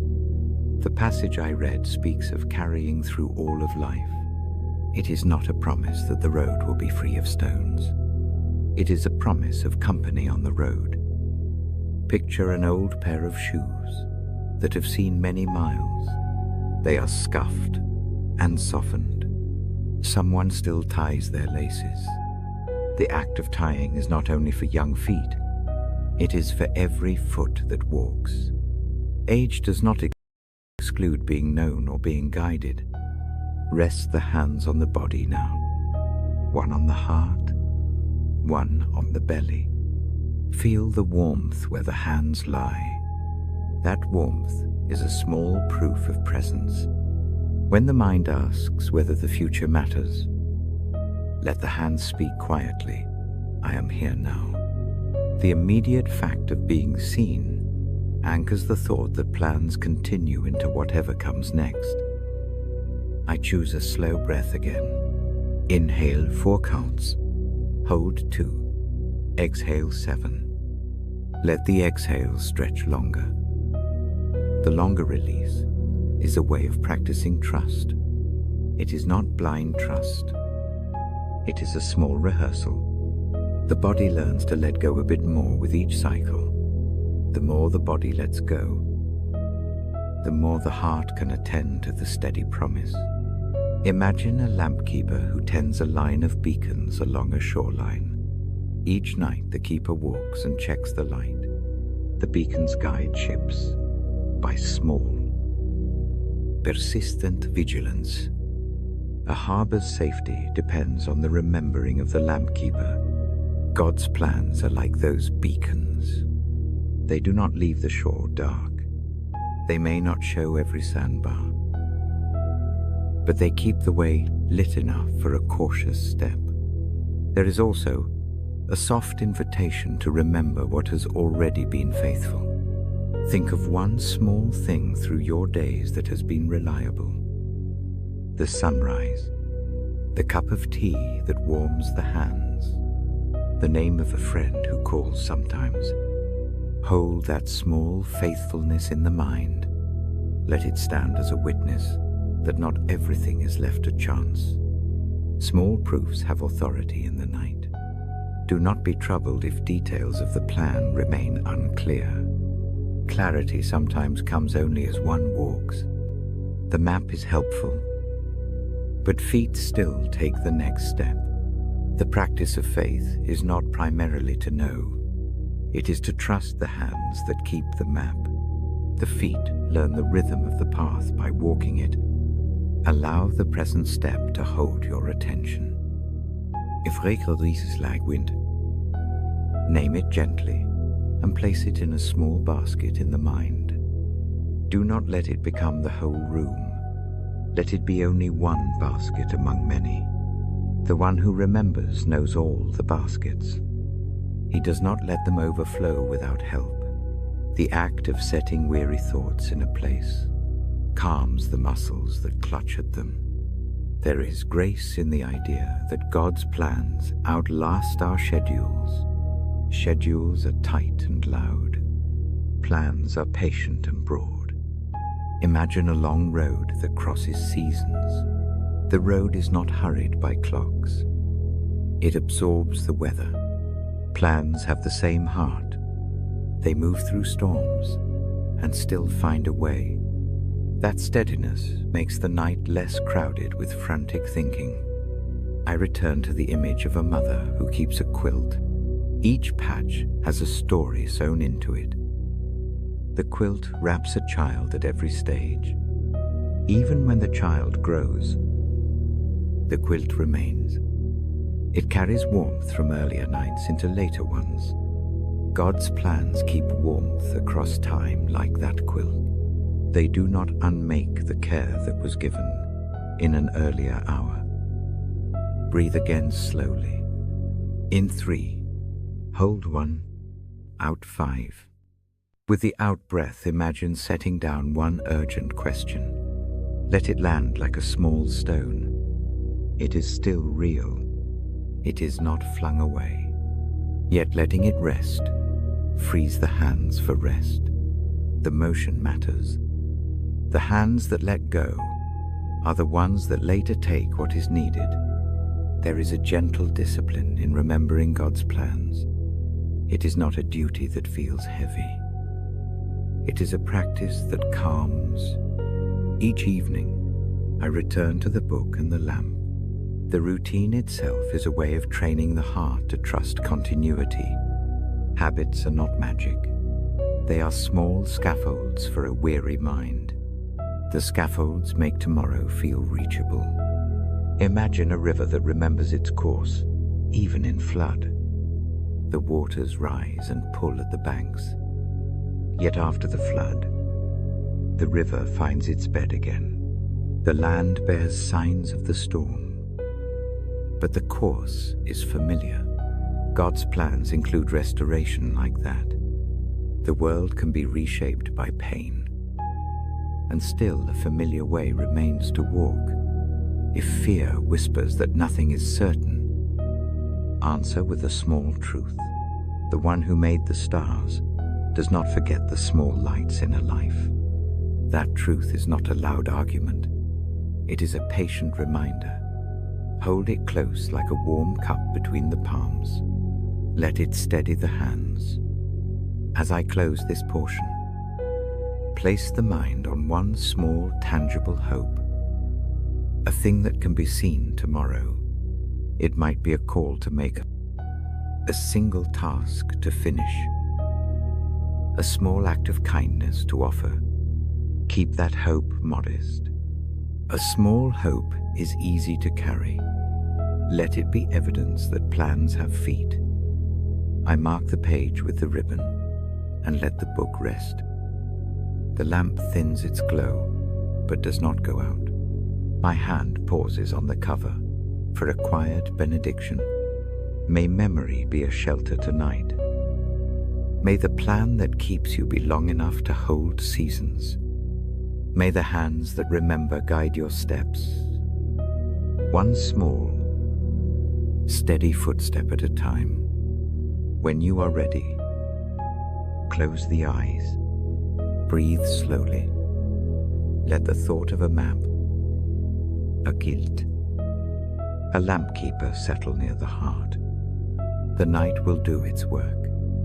The plans that were begun will go on.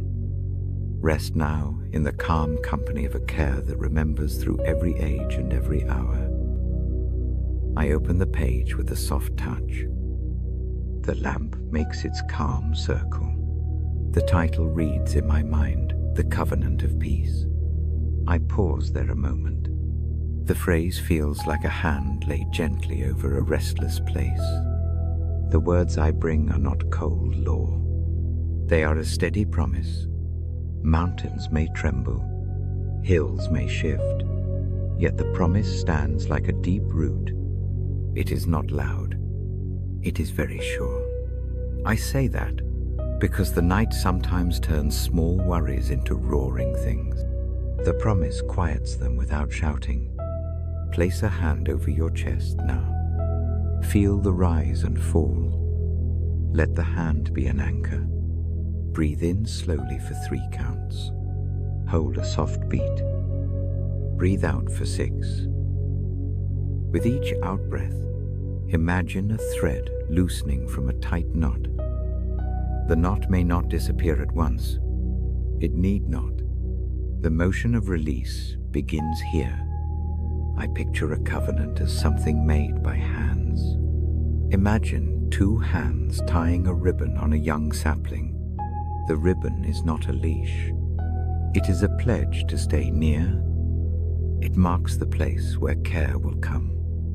The ribbon end flutters in the slow wind. That flutter is an assurance that someone remembers.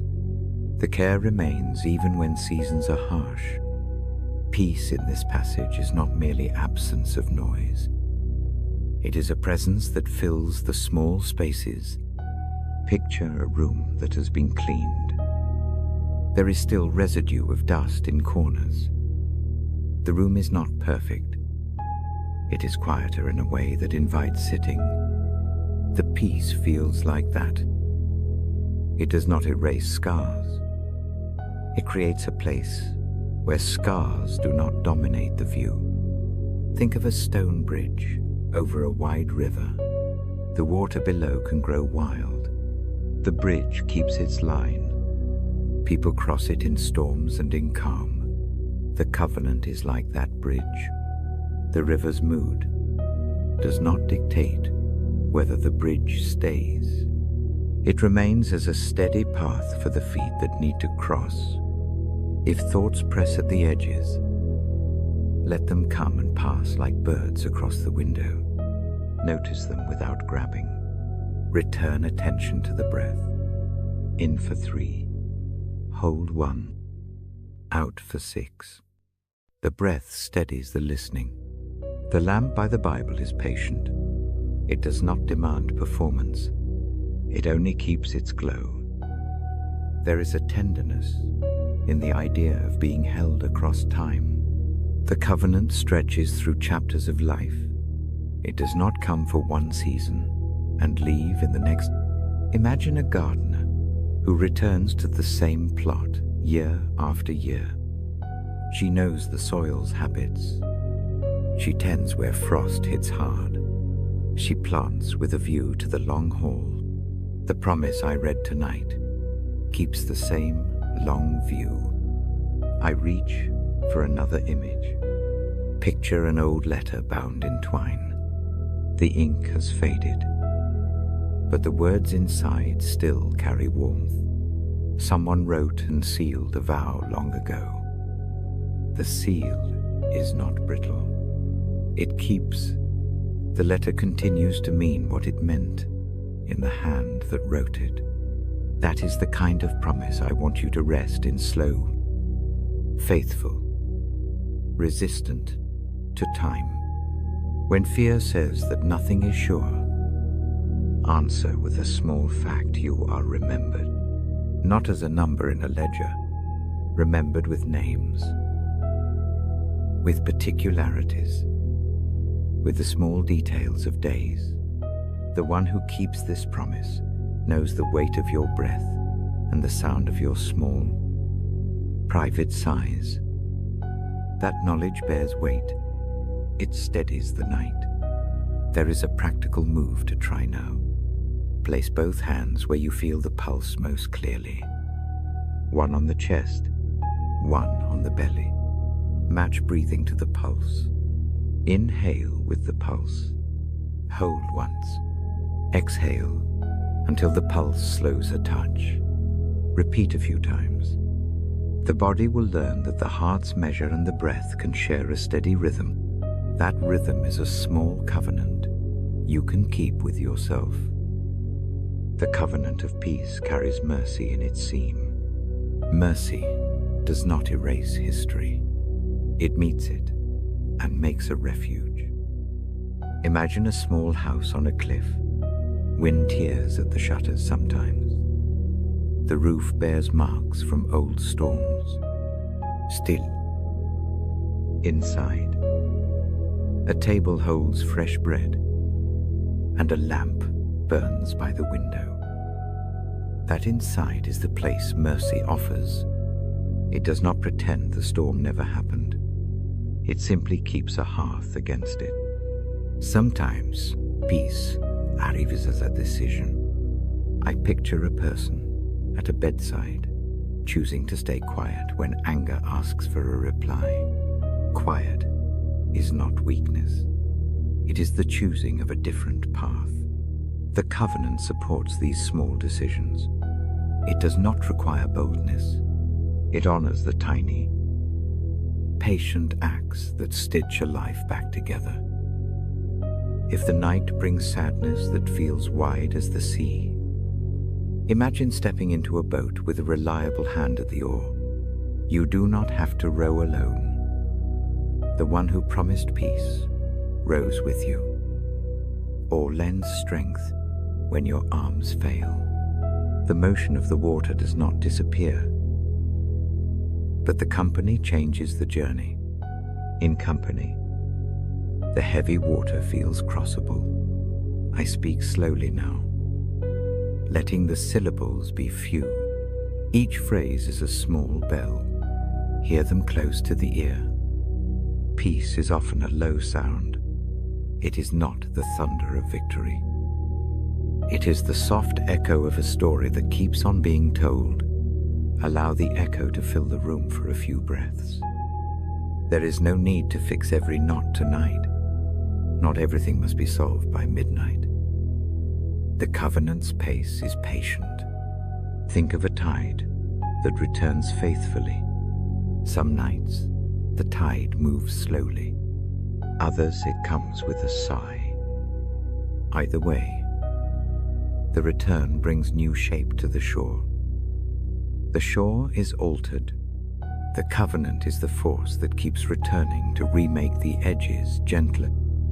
If shame or guilt sits heavy, do a small thing.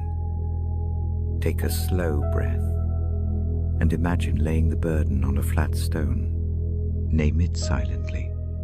Then picture a steady hand smoothing the top of the stone. The name remains, but the weight shifts. This is not magic. It is a practice. Repeating it loosens the shoulders enough to rest. Peace also gives permission to be small sometimes. The covenant does not demand constant productivity. It allows for quiet hours. Imagine a night where the lamp is enough and the tasks are few. The very act of permission is a balm. Let this permission rest as an honest line on the day's ledger tonight. Rest. There is a community in this promise. It touches more than a single life. Think of trees in a grove whose roots tangle beneath the earth. Each tree catches rain. The roots share the water. A covenant's peace is like that underground sharing. The life you live is not isolated. It is part of a network of care that reaches beyond the immediate. Breathe again with me. In for 3. Hold 1. Out for 7. Let the exhale be generous. With each out-breath, imagine a thin strand of worry unwinding like thread from a spool. The spool does not empty all at once. It gives up one small length. Now, that length is enough. I mark this thought with a small image to carry to sleep. Picture a simple olive branch laid on a pillow. The branch is not ornate. It is modest and green. It smells faintly of earth. It is a token placed to remember that peace has been promised and kept before. Let that quiet token be the last thing your mind touches before sleep. As I close the book for this part, my hand stays for a moment on the cover. The ribbon lies between pages like a soft seam. I do not hurry from this room. The lamp remains. The hush deepens. The covenant I read about is not an abstract thing. It is a steady hand at the shoulder, a seam that mends slowly, a map kept with attention, a lamp that a keeper checks each night. Rest if you need to. Sleep if it comes. If wakefulness remains, keep the image of the ribbon and the olive branch near. Let them be small proofs. Tomorrow holds other steps and new mercies. Tonight, the covenant of peace is a simple promise stitched into the fabric of the hours. I fold the page closed gently. The book waits where it lies. The lamp keeps its soft circle. My voice grows softer still. May this promise rest in the chest like a slow, steady drum. May peace find its place in the small rooms of the night. When you are ready, let the breath lengthen and the shoulders fall. I will open the book again when the hour comes. For now, be yet, be held, be at peace. I turn the page slowly. The paper breathes under my fingers. The lamp makes a small pool of light. Shadows gather at the edges of the room. I read the line from Isaiah like a small command to wake arise. Shine. The words feel like a tiny flame stirred to life. Darkness sits in places a lamp cannot reach. It hides in long afternoons. It hides in nights that stretch. It hides inside names that are hard to say out loud. I do not pretend the dark is not real. I only name another thing. Light finds its way even into the parts that feel stubbornly closed. Keep the breath slow with me. In for 3. Hold 1 light beat. Out for 5. The exhale makes room. With each out-breath, imagine a small glow moving from the chest outward. It does not rush. It walks softly across the skin. Picture a single candle first. It stands steady on a table. At first, it looks too small to matter. The room is large. The corners are deep. Yet the candle makes a line. It draws a path along the table. Dust in the beam becomes little motes of gold. The candle does not banish night all at once. It changes the way the eye reads the room. That change is enough. Now imagine that the candle is placed in an open window. The glass is cool. The night air touches the flame and does not put it out. The light breathes and leans out. It touches the sill, then the porch, then the street. Each place the light meets loosens the hold of dark by a little. The widening happens slowly and steadily. There is a tenderness to light in Scripture. It is not a harsh glare. It is a kind of steady keeping. Think of a lantern carried on a soft path. The carrier walks with care. The lamp warms the hands as well as the way. Whoever holds it does not hurry.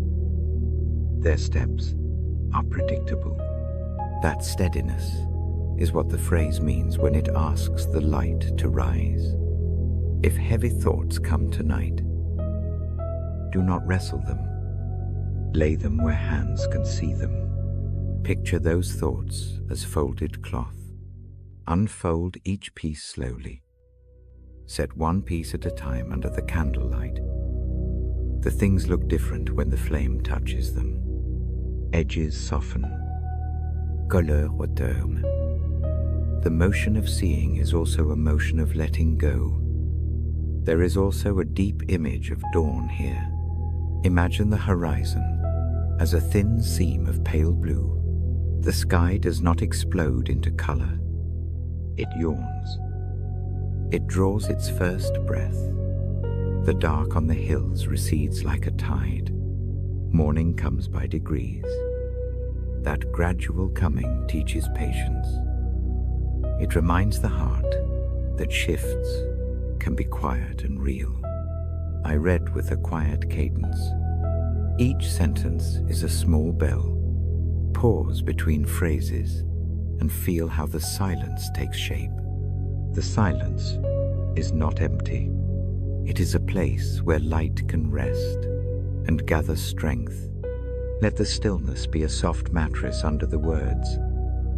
Light in the night is often a sign of care. The smallest light suggests that someone keeps watch.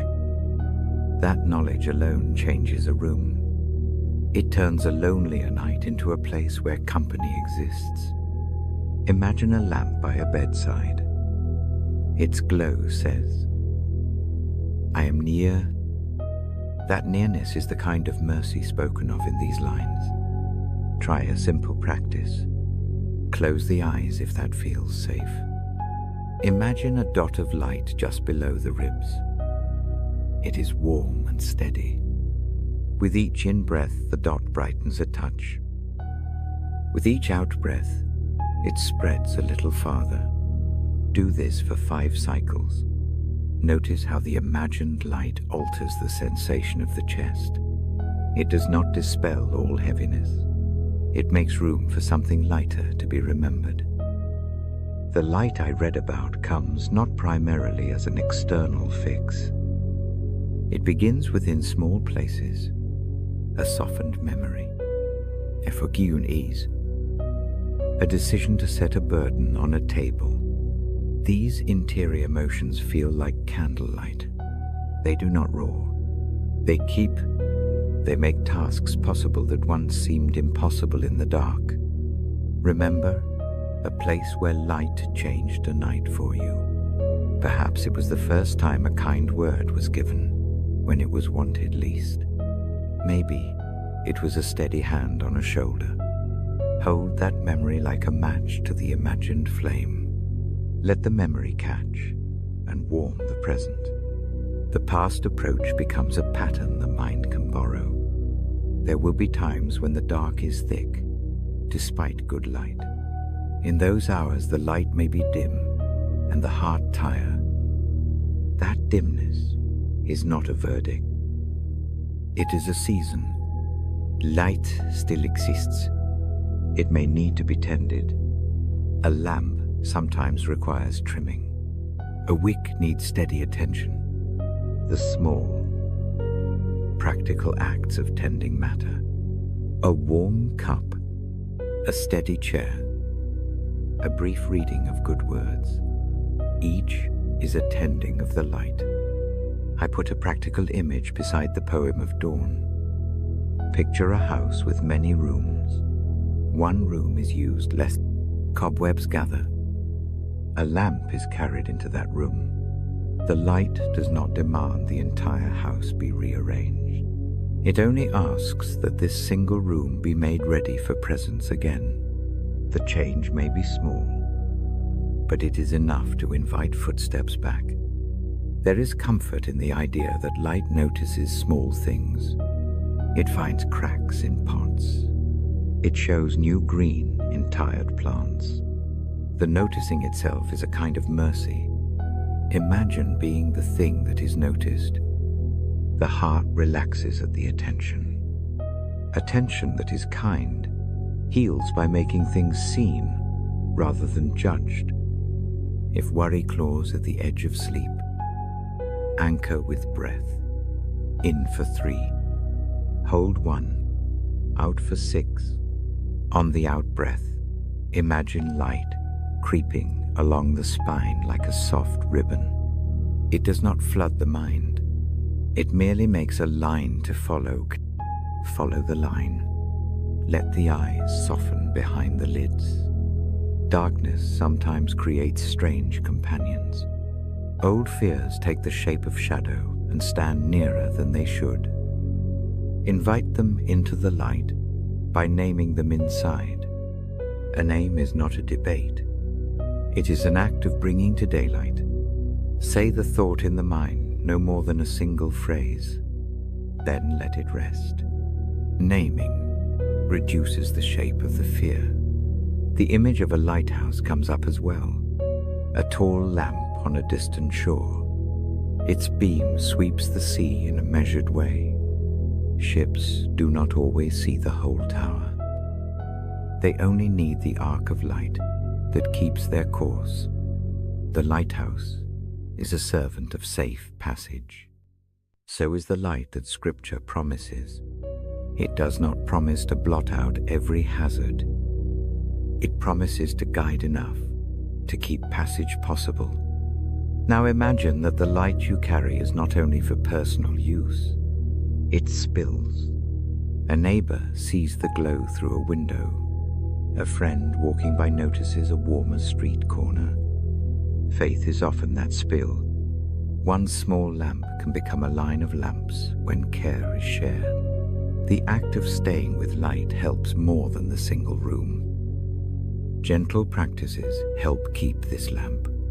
A small prayer whispered in the dark, reading a single good sentence, placing a hand over the heart and feeling its beat. These acts do not cure all doubt. They steady the hands that must go on in the morning. They are the daily work of light. I read these words from the Bible as a bedside song.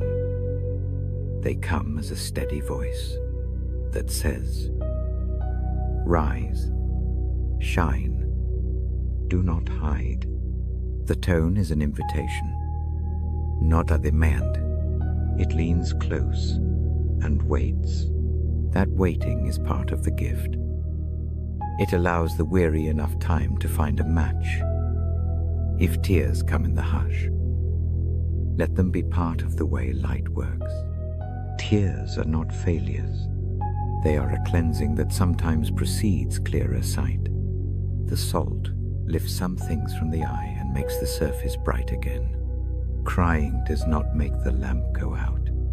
It sometimes polishes the glass. The small promise in Isaiah calls for action that is humble. Stand up, move a little, open a curtain, light a candle. The steps are small and ordinary. Their ordinariness is exactly why they work. Grand gestures need grand moments. Small lights keep ordinary nights possible. I pause and let silence grow for a few beats. The hush is like a bowl. The light sits inside it. Breathing slows. The room inhales the calm. The Bible rests in my lap. The words still glow on the page. Before I close this part, choose one simple thing. It might be lighting a real candle. It might be saying a quiet thanks for one bright memory. It might be placing a hand where the breath is felt most. Whatever it is, do it now, with slow motion and no hurry. Let that act be the match that keeps a small flame lit. I lay a quiet benediction onto the moment.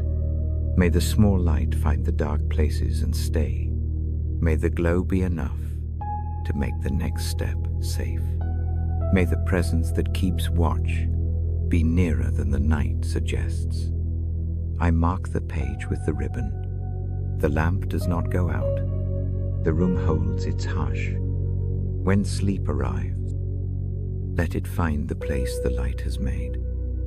If wakefulness remains, let the imagined flame be steady in the chest. I will open the book again when the next part begins. For now, rest in the glow and let the dark become a softer room. I turn the page with a soft thumb. The lamp leans close to the paper. The room breathes slow. On the top line sits a phrase that has weight healing through faith. The passage I hold points to a wound that carries meaning. It shows healing that is not only for the body, but for the whole of us. I read slowly. The words do not race. They rest on the ear like a small stone placed on a table. The idea is plain: suffering has met attention. That attention tends. It does not pretend the hurt is small. It meets it squarely and brings balm. Think of a bruise that sits dark for days. A warm hand presses gently. The color lightens. It does not vanish at once. The touch begins a change. Healing is like that touch. Faith is not a magic spell. It is a steady presence that leans in and keeps tending. Place a hand on the chest now, or wherever comfort is wanted. Feel the warmth. Let the palm be a small lamp. Breathe in 4 counts. Hold 1. Breathe out 6. Each out-breath lets a little tightness go. The breath becomes part of the healing work. It is a slow rhythm that the body knows how to follow. The passage I read long ago tells of wounds turned into medicine. It speaks of suffering that is not wasted. Imagine a field after a harsh winter. The ground seems broken. In spring, small green pushes through. It is not a grand change. It is patient. Healing works like that. Small returns happen where soil and sun meet. Health can be physical in plain ways. A fever cools. A muscle loosens. The body makes small repairs every hour. Faith does not make the repairs, but gives a trust that the mending will be noticed and that someone good is attending to it. That noticing is a kind of help. It changes the way the body experiences its own work. Healing is also mending of the hidden places. There are hurts without bruises. Memories ache. Regret sits like a pebble in the shoe. Faith enters those places gently. It does not force the memory away. It holds it and lets it be seen until the edges soften. Picture a seam that has come loose. A careful hand stitches it back. The thread does not erase the tear, but it brings the pieces together in a new way. Sometimes healing looks like a slow stitch. Imagine hands that sew patient seams. A thread passes through cloth again and again. The stitch is not hurried. Each pass strengthens the fabric. Over time, the cloth is whole again and usable. The scar of the seam does not lie hidden. It becomes a part of the cloth story. That story carries dignity rather than shame. If pain is sharp right now, do not pretend it is not. Name it briefly in the mind.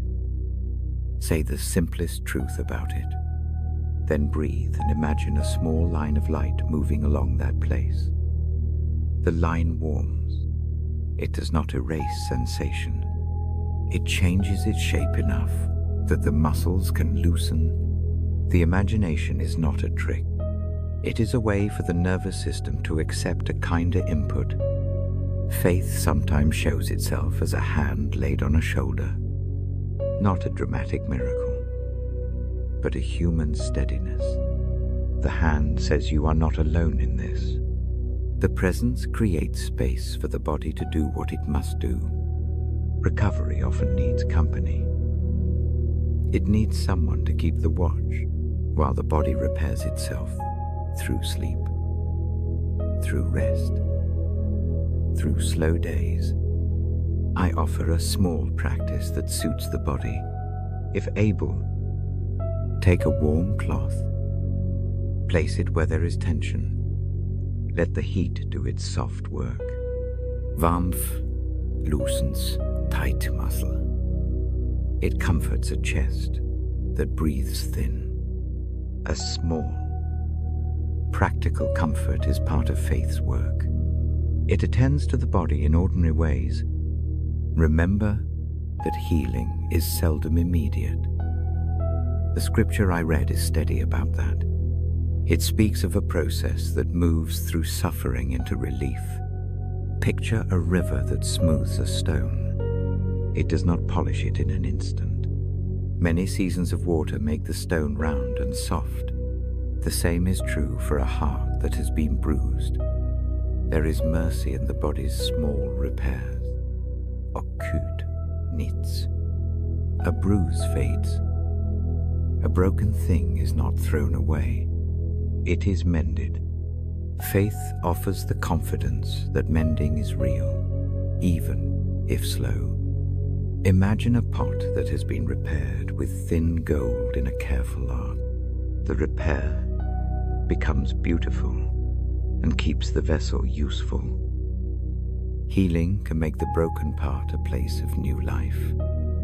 Grief and fear can feel like deep wounds. They reach in and touch the marrow. The night can seem very long in such times. Faith does not diminish the weight. It lifts a corner of the load so the hands can breathe. The lift is small at first. It grows as trust expands. You hardly notice the change until one morning the chest feels less cramped than the day before. I keep my voice low. Short sentences. Each phrase becomes a small step. For the ear, this tone gives room for sleep, if sleep comes. The reading is meant to be a steady pace that the body can match. The breath aligns. The heart learns a softer cadence. If rest is hard, try a focused breathing for the place that aches.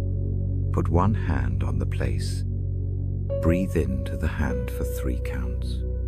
Hold 1. Breathe out for 6. Picture the out-breath carrying away a little of the pain. Like a leaf on a slow stream, do this for 5 cycles. The body will answer with subtle shifts. Muscles that have gripped will begin to loosen. Healing faith also shows in community. A neighbor brings soup. A quiet prayer is said at the bedside. A familiar voice stays on the phone for a long minute. These acts are not showy. They are practical. They are part of how bodies and hearts mend. The presence of others matters. The small kindnesses make the long nights shorter. There is also a simple permission to accept help. Pride can make hands refuse an offered cup or a guided step. Acceptance is not weakness. It is wisdom. Imagine 2 hands carrying a load together. The load is lighter. The journey continues. The choice to be helped is itself a small act of healing. Suffering sometimes points to deeper meaning. The scripture suggests that wounds can matter, that they can be woven into a larger story of care. This is not an argument that pain is good in itself. It is a reminder that suffering does not have to be meaningless. In the soft light of that thought, it becomes a place where kindness can enter. If sleep arrives now, let it come. Sleep is a healer. The body repairs in the dark. Dreams sometimes stitch up the torn places with surprising threads. The mind does not need to hold the whole repair project awake. Let the hands rest. Let the eyelids fall. The book will wait. If wakefulness stays, rest the mind on a single small image, a hand pressing a warm cloth, a seam sewn with steady stitches, a stone smoothed by water. Hold that image like a pebble. Turn it in the mind. Notice its edges and its small weight. The image is an anchor that the heart can rely on through the hours. I will mark this place with the ribbon. The lamp keeps its circle of light. The page lies ready for the next night. When the voice returns, more gentle lines will follow.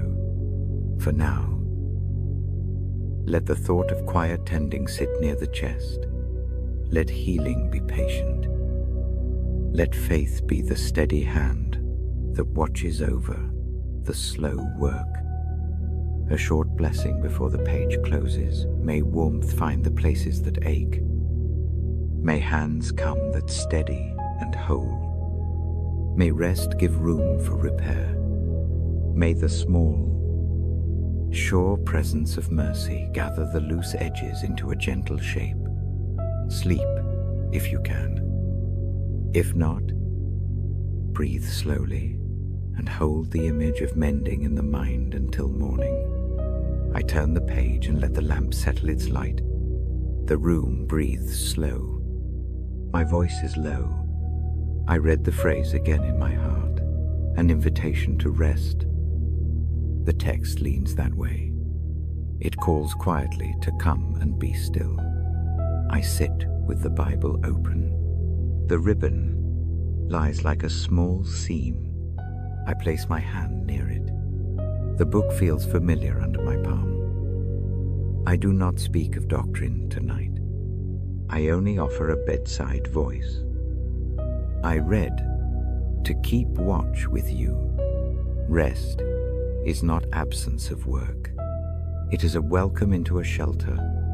Imagine a simple room made for that welcome. The walls are thick. A small window frames a single star. A bed waits with soft linen. Light spills like honey across the sheets. The place is not ornate. It is honest and safe.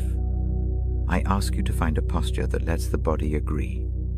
If you lie down, let the knees bend, if that helps.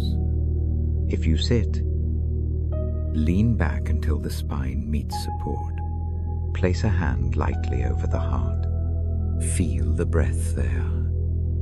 That hand is a small proof of presence. Keep it there and let the palm warm the chest. The text I read says rest is not a prize for perfection. It is an offered room. It is prepared. Imagine someone who has anticipated your arrival. They have polished the floor. They have set out a small cup of warm tea. They did not wait for a report. They simply expected you. And they prepared the room anyway. Breathe with me. Inhale for 3 counts. Hold a single still beat. Exhale slowly for 6 counts. Let each out-breath be the more generous part. The long exhale loosens the jaw. It lets the shoulders fall. Repeat this breathing a few times. Let the steady pattern ease the nervousness that sometimes wakes in the night. There is a phrase that asks for trust. Trust here is small and practical. It is like lying down on a raft that will not sink. The raft is not a promise of a perfect outcome. It is a pledge that you will not be abandoned in the drift. In the hush of the room, imagine that raft floating on slow water. Each breath is a gentle wave. Accepting the invitation to rest often begins with a tiny Onis move. Name one thing that presses on you tonight. Say it softly in the mind. No need for a long speech. A single short sentence will do. Speak it like placing a pebble on a table. Then, in the imagination, watch a careful hand take that pebble and set it inside a small bowl. The pebble stays, but the shoulders can ease. The sanctuary the verse points to is not only for rescue, it is for mending. Picture a quiet workshop where tired things are tended. A wooden bench holds a worn shoe. A pot emits a faint steam of herb. Tools hang in neat rows in the dim. A lamp throws a small circle. The work there is gentle and steady. Hands do not hurry. They work with care and patience. If your mind keeps replaying scenes, do a small practice. Imagine a ledger with the day's details. Close it like a book. Slide it into a shelf. Leave it there until morning. The act of setting things aside is not forgetting. It is making space. Space is necessary for sleep. There is a kindness in resting that rests on the body's rhythm. Try this now. Breathe in 4 counts. Hold 1. Breathe out for 7. Let the out-breath be a slow letting go. The body listens to the longer release. Muscles that have been braced begin, almost without notice, to relax. Accepting rest also asks for gentleness toward failures. If regret wakes you like a persistent itch, speak softly to it. Call it by a small name: tiredness, mistake, sorrow. Then imagine a cloth warming in hot water. Wring it gently. Lay it over the place that ache is. The warmth does not erase the past. It soothes the nerves that flare when the memory comes. There is a sanctuary image that returns to me, and I offer it now. Think of a small garden room enclosed by tall hedges. A bench sits in shade. Someone has left an open book on the bench. Bees murmur at flowers just at the edge. The air smells of green. The garden does not pretend. The world beyond does not exist. It only offers a place where wounds can be tended away from the wind. I keep my sentences short, so the ear can follow without effort. The lamp listens too. Its glow is patient. The Bible's pages whisper under my fingers. I do not rush the reading. The pauses are important. Silence is part of the message. It gives room for what is read to settle. If you are tempted to measure your rest by productivity, remember this sleep is not laziness. It is repair. Muscles rebuild. Neurons sort the day. The heart learns new patterns. Rest is the body's honest work. It is part of how life continues. Sometimes the night reveals deep tiredness that is not simply physical. That tiredness needs a longer kind of care. Imagine a warm pool. Step in slowly. The water supports without forcing. The tension comes off in layers. Faith in this shelter looks like that warm water. It is not a quick fix. It is a place that receives you as you are. I invite you now to put down any small defenses. If the hands clench, open the fingers one by one and let them rest. If the jaw holds tight, drop the tongue from the roof of the mouth and allow the jaw to soften. These tiny movements send messages to the nervous system that it is safe to unwind. There is a deep hush in the verse I read. It suggests rest that passes time.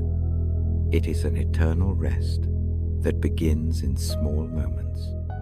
The sanctuary is both now and beyond now.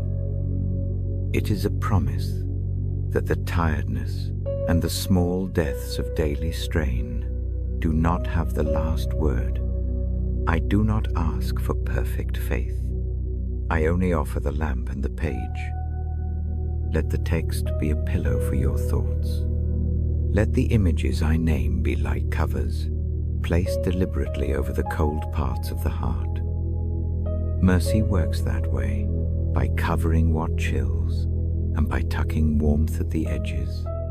Rest sometimes needs witness. If it feels safe, keep the hand on the chest as I read. Feel that steady rise and fall. Let it be a steady drum. Let the beat be a small proof that you are alive and seen. I keep my voice low so the pace of the heart can find me. If sleep comes, welcome it. Sleep is a small surrender to care. It is not failure. It is acceptance. The mind can let go of the need to manage every detail. The body can do its restorative tasks in the dark. Know that the quiet voice of mercy continues when eyes close. If wakefulness remains, stay with the breathing. Return to the pattern. In for 3. Hold 1. Out for 6. Each cycle grounds the attention. Each cycle loosens a knot. Repeat until the shoulders lower and the jaw softens. There is a tenderness in being invited rather than driven. A summons that is gentle carries a different weight. It becomes easier to obey. Imagine a hand extended across a small gap. The hand does not grab. It simply waits until you place your palm in it. The contact is steady. The crossing becomes possible. I mark the page with the ribbon when I finish this section. The marker keeps the place, like a small bookmark in the night. My fingers linger on the cover. I do not hurry away from this room. The lamp continues to shine. The book rests. Before I close, a short benediction in motion. If there is a place that has been bruised, may it find a soft rest tonight.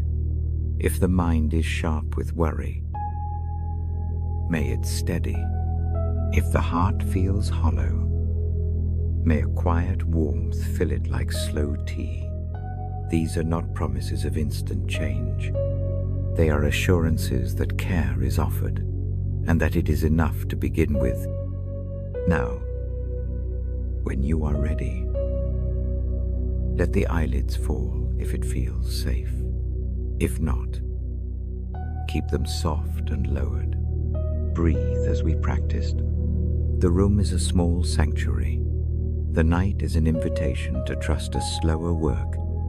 I will open the book again and read with you another time. For now, rest, be still, receive the shelter that is offered. I turn the page with a careful thumb. The lamp throws a narrow pool of light. The paper feels slightly cool. Tonight the margin carries a simple line from Isaiah that sits like a small command. Strength is found in quietness and trust. I hold that thought like a lamp. I do not explain it. I let it sit. Silence is not empty. It is a strong thing. It gathers around the ribs and steadies them. Picture a wide field at dusk. The breeze is slow. Grass bows in easy bows. No drumbeat presses at the edge. The hush itself holds weight. It is the kind of weight that supports rather than burdens. Trust is a small practice. It is not a leap into fog. It is placing one hand lightly on a plank and feeling the give. The plank may flex. The hand learns that the wood holds. A breath later, the foot follows. Trust begins as an experiment in small reliance. It grows when the hand keeps finding support. I set the voice lower now. Short sentences. Gentle rhythm. Each phrase is a small step. Listen as I read, not to be convinced, but to be steadied. The words from the page do not shout. They invite a posture. They suggest a way of being still that is also a kind of courage. Try a tiny practice with me. Place a hand where the breath is felt most clearly. The palm rests on the sternum or the belly. Close the eyes if that is safe. Breathe in for 3 slow counts. Pause 1. Breathe out for 6. Let the exhale be the generous motion. With each out-breath, imagine the body loosening its grip on whatever it has been holding so tightly. The breath becomes a small proof that stillness can act. Silence in the heart is not the absence of thought. It is the company of one steady fact presence that does not demand performance. picture an old friend sitting in the same room with no need to speak. The mere presence says enough. That kind of sitting is what trust feels like. It rests without doing more than keeping vigil. Sometimes the night presses with questions. The mind marches out every failure and arranges them on a table. Let the hands be free to set one plate down. Pick a single worry and name it in the mind as plainly as possible. Then let the hand on the chest hold the rest. Naming does not fix everything. It only moves a weight into the light. Silence follows naturally when the list is no longer shouted from every corner. Trust also looks like small obedience. It might be the choice to stop searching for answers late at night. It might be the decision to place the problem on a shelf and let sleep do what thinking cannot. Such choices are acts of faith. They are modest. They are real. They are practical ways to practice quietness. I keep the sound slow enough for sleep to come. If it wishes, the pages breathe under my fingers. Outside, à distant Carpasse, the sound slips into the hush and becomes part of the room. It no longer feels like intrusion. Even the small noises become the texture of keeping watch. There is a gentle firmness in the idea of quiet trust. It asks that the body stop leaping to solutions. It asks that the heart accept help while it is small. Acceptance is not surrender to weakness. It is recognition that hands other than our own can carry part of the weight for a night.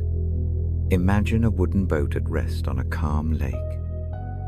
The oars lie sideways. The boat does not fear the deep because it knows the water holds it. Trust is that believing the water will keep the boat afloat, not because the boat made the water, but because the boat rests where care has been given. The image is simple. The truth in it is gentle. If shame presses tonight, meet it with a small, careful breath. Bring the breath to the place where the shame sits like a pebble. Breathe into that pebble as if warming it in the palm. The stone does not disappear. It becomes lighter. The act of breathing toward it changes the tone of the night. I turn the page again. The lamp makes a soft rim on the paper. I carry the hush with me into the next image. The book moves from quiet trust to water. Not water as a mere picture, but water as refreshment. A well in the desert, a cup offered without price. Water for a thirsty soul is not merely metaphor. It is a lived relief. Picture steps made heavy by sand. Lips dry and cracked. Then a hand appears with a simple cup. The water is cool. It glides into the mouth. The throat remembers ease it had forgotten. This is the sort of mercy the pages point to. I speak of Christ as that hand, not as a lecture, but as a tender reality that some nights can hold. Christ offers living water in a manner that is immediate and humble. The gift does not come with a bill. It comes as a cup placed in the hand of one who has been walking too far. Imagine a shallow stream under moonlight. The water moves quietly. The surface mirrors the sky. Kneel at the edge in the mind. Cup the water with both hands. Take a sip. The coolness moves through the chest. It does not erase every thirst. It only relieves what is urgent. Relief spreads like a small tide from the center outward. There is also water that comes as presence. Not the rush of a waterfall, but the steady drip from a roof that gathers into a basin. Night after night, the basin fills enough to be useful. The steady drip is like small acts of kindness. A message left at noon, a neighbor's light on at night, a prayer tucked into the quiet. These small waters collect into a source that meets thirst over time. Try a simple imagining now. Close the eyes if safe. Picture a cup at the bedside. It is modest. Reach for it. Bring it to the lips. Take a slow, small sip. Let the cooling move from the throat into the chest. With each sip, imagine one small worry softening its edges. The practice is not magical. It is an image that retrains the body to accept refreshment slowly. Sometimes the thirst is for forgiveness. The mouth tastes bitter from the residue of wrong. Water is a symbol here. 2. Think of a hand pouring clean water over a soiled cloth. The stains do not vanish instantly. They fade with patient rinsing. Forgiveness works in similar rhythms. It flows. It washes. It restores, little by little. If loneliness is the dry place tonight, imagine a spring that bubbles up in the mind. The spring is not large at first. It is enough for a single cup. Draw from it. Let the presence behind the spring be both patient and near. The knowledge of a steady source under the ground steadies the steps. The feet can stop pacing. Breathing remains a small tool. Use it with the image of water. Breathe in slowly for 4 counts. Hold 1 quiet beat. Breathe out as if releasing the sip along the spine for 6 counts. Let the exhale lengthen like water flowing down a gentle channel. Repeat. The rhythm calms the body and helps the image become real. There are nights when the cup offered must be refused for a while. Grief can taste like salt that makes any water sting. In such hours, receive the image anyway. Hold it gently. Let the picture of a cool stream stand as hope. Healing sometimes begins in the willingness to picture refreshment, even when the first sip hurts. Remember that water can also be a shared thing. One hand holds the cup for another. A cup passed between 2 people becomes an act of solidarity. If the hands are weak tonight, allow another hand to steady the cup. Let the shared sip be the beginning of a slow mending. I speak these things in a low tone, short sentences. The night takes them in like slow rain. If sleep comes now, let it come. Dreams may carry images of clear water into deeper hours, and the body will use them to rebuild. If wakefulness stays, carry the cup image with the breath. Keep the hand on the chest. Feel the pulse like a small river moving within. Before closing the book, I lay a small benediction into the quiet of the room. May silence gather its strength around whatever ache is. May trust become a small habit of the hand and the foot. May water reach the thirsty places in gentle, steady measure. May Christ's mercy, plain and near, feel like a cool cup at the lip in the long hours. I mark the page with a ribbon and let the cover close. Soft, the lamp keeps its glow a while longer. The hush remains. Rest if that comes. Drink, even in the imagination. If that helps, I will be here again to read. For now, sleep into quiet. Let trust hold the load. Let water soothe the throat. The night does its gentle work. I set the Bible on my knee and let the page breathe under my thumb. The lamp makes a soft pool of light. I read the line again in my mind. Imagine your soul as a well-watered garden. I hold the image gently between my palms. It is simple. It is patient. Picture the earth at the root of a plant. The soil is dark and warm. It holds moisture. It keeps the seed company. Water has gone in, and it stays. That steadiness is what the line means. The soul is not a surface that dries by the first wind. It is a root system that finds what it needs below. I speak in a low tone, short sentences. The language is slow, so ears can follow. Imagine first the seeds. They sit under the soil like small promises. Some are shallow. Some lie deep. Some have cracks in their shells. Rain comes and the shells soften. Life moves inward. The seed does not hurry. It follows a timetable older than the day. Think of a gardener who knows the names of each plant. The gardener comes with soft tools. A hand clears leaves without tearing. A small knife trims what is dead. The work is careful. It respects the fragile green. The gardener does not push the plant to be more than it is. They find the right room to grow. The water here is not a single flood. It is a regular tending. A quiet stream runs beneath the beds. A drip keeps a steady rhythm. Each drop is small. Many drops together become a habit of moisture.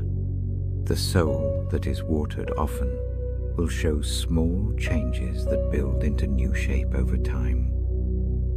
Close your eyes if that feels safe. Picture the beds in the garden. Some are long, some are small. Rows of green stand in neat order.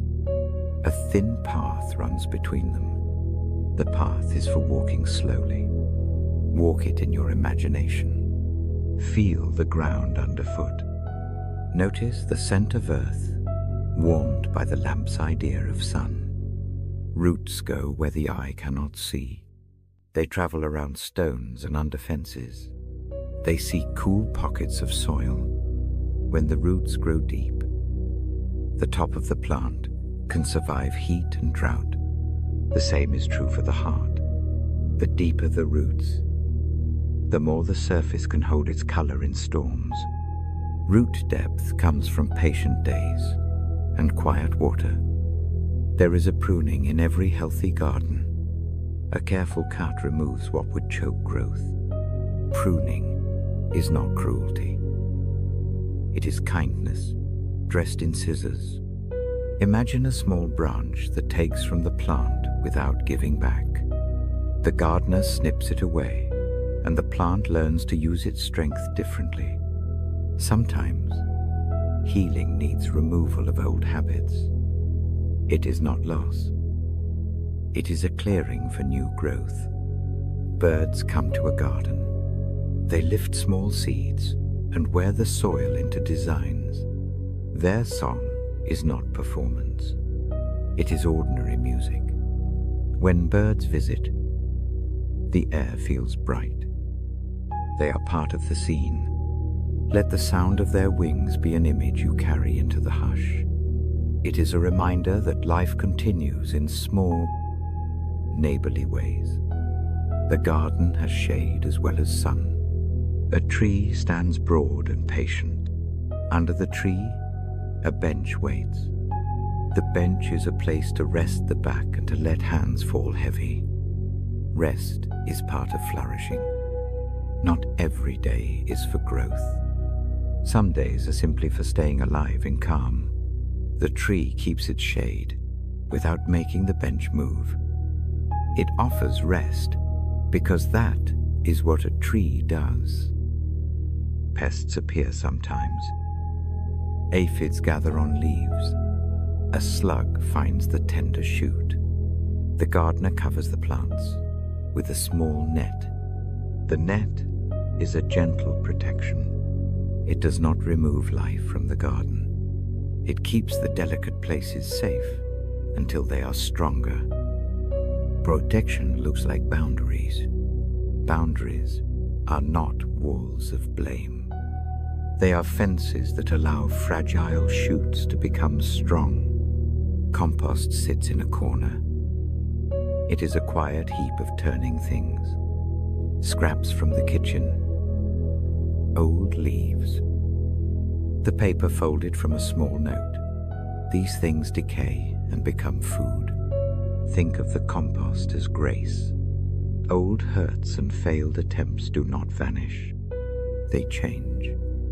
They become the dark, rich earth that makes new green possible. That change is slow and honest. I offer a short breath practice to match the soil. Breathe in for 3 slow counts. Imagine water pouring into the roots. Hold a soft beat. Breathe out for 6 counts. Imagine the excess drain away in a tiny stream. Repeat until the chest feels like the soil moist and steady, not parched and alarmed. A garden needs seasons. There is a time for leaf and a time for fall. There is a time for lying still under frost and a time for sudden green. Do not shame a season. If you are in dormancy, see it as part of the cycle. The garden is not done when it looks brown beneath the surface. The work of life continues. The ground is gathering itself for spring. Fruits grow in their own time. A tree does not force the apple. It puts energy into trunk and root and leaf. Later, the blossom arrives almost by surprise. Fruit rests on patient work. The same is true of hope. Do not measure progress only by harvest. Some nights, the work is only to keep the soil moist. That alone keeps the promise alive. Water also means guidance. A hose laid along the bed suggests a plan. Water can be directed to where it does best. The gardener does not water every patch the same. They know which bed needs more and which needs little. Let that be an image for care in the heart. Wisdom and tenderness direct the living water where it will root most deeply. If worry crowds into the chest like a weed, name it briefly. Say the word in the mind and place it on the path like a pebble. Do not attempt to uproot it by force in the dark. Wait for the gardener's hand. There is a careful time for pulling. Tonight, notice. Tomorrow, the gardener has tools. Care in the garden is often small and steady. A standing water pot refills overnight. A squirrel disturbs a seed, and the gardener repositions it with gentle fingers. Small acts of tending matter more than heroic gestures. Mercy in the life of the soul is almost always humble. It moves in daily repetition. Imagine a small gate. It opens to the garden and shuts to keep out the night's harsher things. The latch clicks with a sound like a small assurance. The gate does not keep out every storm. It simply makes the place manageable. Boundaries in the soul are like that gate. They make the bed safe to tend. I read these images like a lullaby. The sentences are short. The tone is soft. Each picture is a small tool. Use one at a time. If your mind is restless, choose the idea of roots and let your attention follow them. If the body aches, imagine warm compost knitting the tissue back into usefulness. If fear crowds in, think of the net that keeps tender shoots safe. There is a gardener who walks the rows at dawn. They notice which plant droops and which lifts its face. The gardener's voice is not needed. Their care is enough. Imagine that gardener leaning close to the soil where your name might be written on a small marker. They tend what they find. The care is particular and patient. If sleep comes while these images are still near, let it carry the garden with you. Dreams will use the pictures to work with the heart. If wakefulness remains, keep a hand where the breath is felt. Breathe to the roots. Let the inhalation be the rain.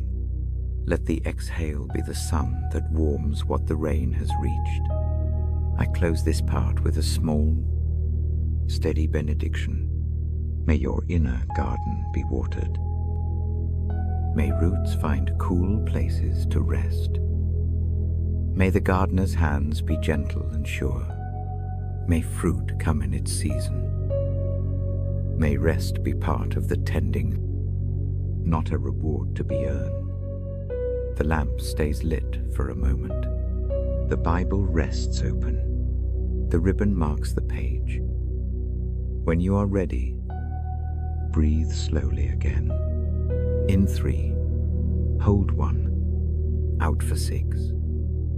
Let the garden's rhythm become yours.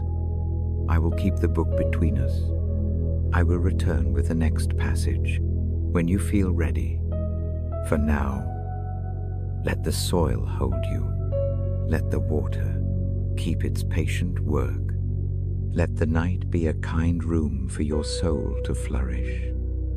I turn the page and find the heading that fits the hush tonight, preparing for a peaceful night. The words feel like the last small knot to loosen before rest.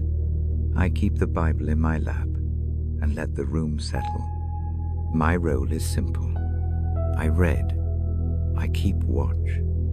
I set the space so the heart can relax. Begin with the light. I lower the lamp a fraction. The glow becomes a warm island on the table.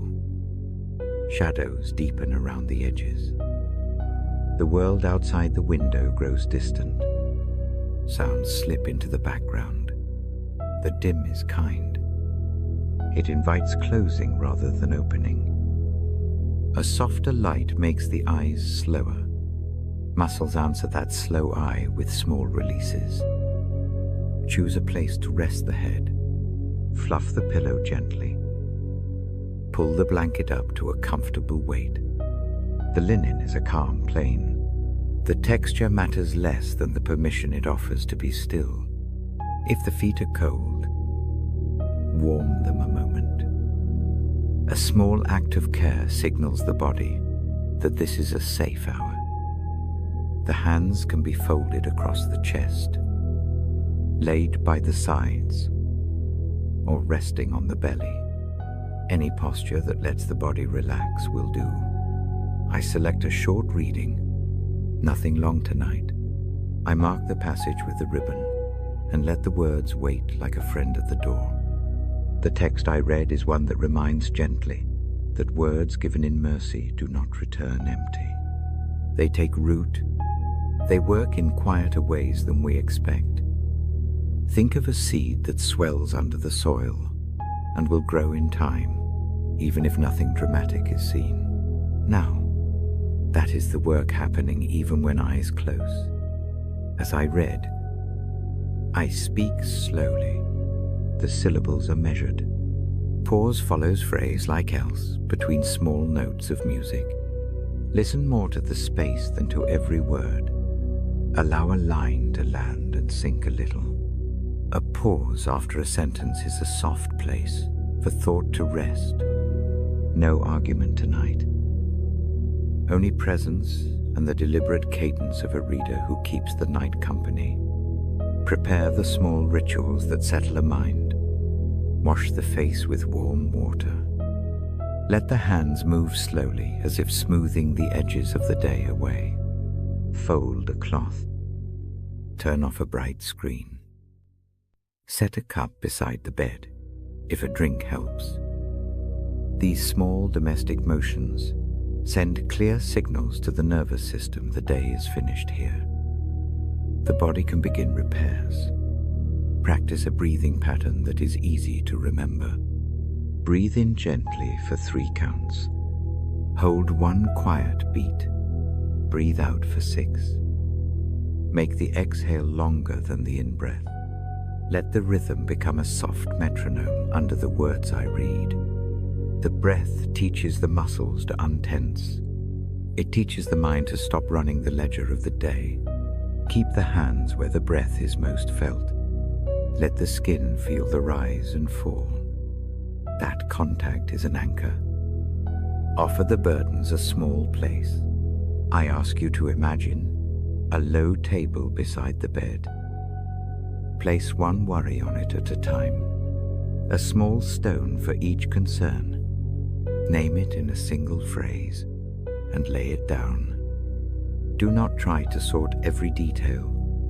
A single phrase is enough. The act of setting it on the table loosens the shoulders. The table holds many things. It does not judge. It simply keeps. Sometimes, the best work of the night is to let a weight be held by something other than the back. Readiness for rest often includes brief confession and surrender. Not a long litany. A single honest admission will do a tiredness. Omistake. A fear. Speak it in the mind. Offer it as one places an object into gentle hands. The posture is not theatrical. It is a small handing over. Mercy receives without inspecting. That receiving makes the mind less likely to claw at the wound through the long hours. If sleep resists, try a short visualization. Picture a narrow corridor with a small lantern at the far end. Walk toward it slowly in the imagination. Each step is a breath. The light does not leap to consume the dark. It simply grows as you approach. When you reach the lantern, let it warm the hands.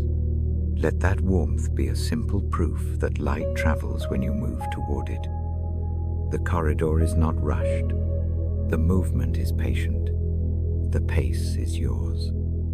Choose a simple verse or phrase to return to when the mind runs. No need for perfect memory.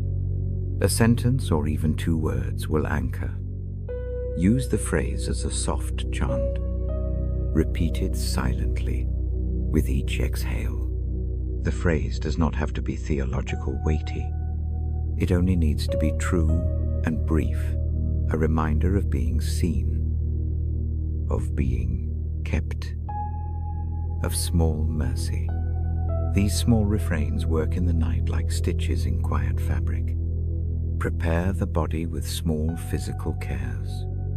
Adjust the blanket so the shoulders are free. Turn the neck enough that it rests without grit. Loosen any rings that press. If the feet are tucked under, let them lie flat for a moment. Tiny adjustments reduce the body's alarms. They prevent a pulse from staying sharp through the dark. If thoughts come that demand answers, do not engage at length. Pause. Name the thought in 1 word. Offer it the phrase you chose. Let the breath carry the thought toward the lantern.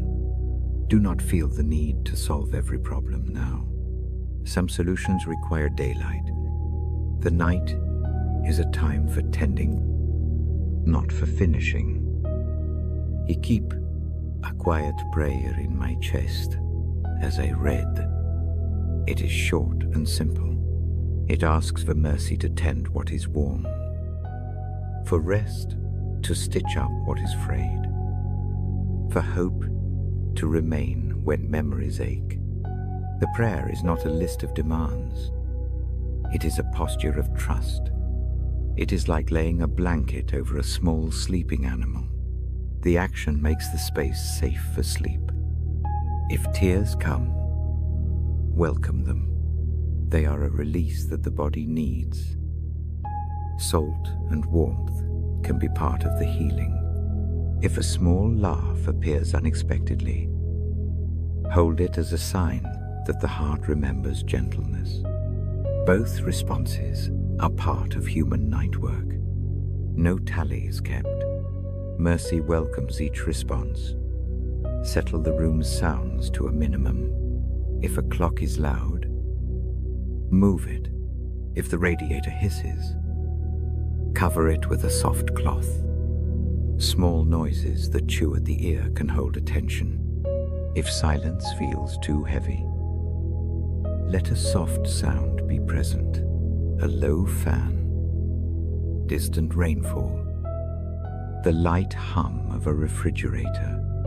The sound should be steady and unremarkable. Steadiness helps the mind fold into sleep. I bring the Bible close and let the page breathe under my thumb. I do not speak loudly. The reading is a low tide of words. Some fall asleep while I read. That is fine. The words still work. They fall into the sleep and keep their purpose. God's promises have a way of settling into the quiet places even when the ears are closed. If you are awake and listening, let the final images be small and domestic. Imagine a hand wrapping a blanket around shoulders. Imaginez la lampe dim, not extinguished. Imagine a small shelf where worries sit, and the knowledge that they are not carried alone. Let those images line the mind like smooth stones. I mark the page with the ribbon. The book closes enough to keep its place, but I leave it slightly ajar.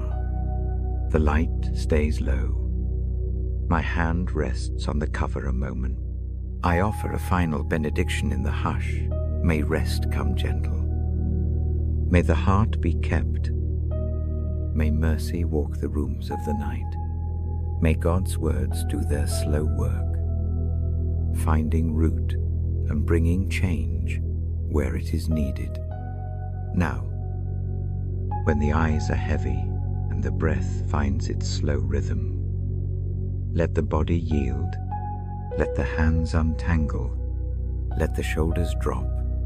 I will be here again to read, to turn another page, to keep watch. For now, sleep. Let the night do its quiet work. The lamp dims. The book waits. The hush becomes a careful, steady companion. I lift the Bible a little and let the page rest between my fingers. Isaiah's lines still sit warm in the room. They press soft images into the air. Threads of promise weave through my thoughts. I place that weaving beside the quiet. I let it sit. Reflection is simple here. It is a gathering of small facts. I do not demand a tidy answer. I only invite noticing. What phrase caught the ear? What image stayed by the heart? What small mercy of the day felt true? Name one thing. Speak it silently. Let the naming be a soft admission, not a performance. Gratitude is small work. It does not cheer away sorrow. It shares space with it. I often find that thankfulness loosens the shoulders without denying the ache. It makes room. That is the sort of mercy Isaiah points toward. It steadies the chest. It threads calm into the night. Start with breath. Breathe in for 3 counts. Hold 1 calm beat. Breathe out for 6. Repeat this rhythm 3 times. Let the exhale be longer. The body answers the stretch. Muscles that hold the day's weight begin to loosen. The chest finds a measure that the mind can follow. Now choose 3 things to hold in the mind. Keep them small. A cup warmed in the hands. Our words spoken kindly. The steady light at the window. A single line from Isaiah that felt like an anchor. A hand that held yours. Whether present or remembered. Agit miel eaten slowly. Let each thing be its own small bead. Don't gather more than 3. Let them be clear. Bring one bead forward. Let the breath carry it. Breathe in and place that thing on the heart. Feel the small weight. Breathe out and imagine tucking it into a pocket inside the chest. The pocket is soft. It keeps what you give it. Do this with each of the 3 beads, one at a time. Slow motion. No hurry. If sorrow comes alongside the gratitude, sit with both. Lay sorrow next to the beads on the table of the mind. Name it without argument. Say its single word loss. Fear, weariness, and then return to the beads. The 2 can live side by side. Mercy does not erase pain. It attends to it. It makes the room large enough for both. Picture Isaiah's messages like threads on a loom. Each thread is colored by a promised mercy that does not tally. Strength that arrives quietly. A hand that calls by name. See the threads cross gently. They form a small cloth. The cloth lies across the lap like a warming blanket. Let the image sit on the skin. Let it warm the sternum.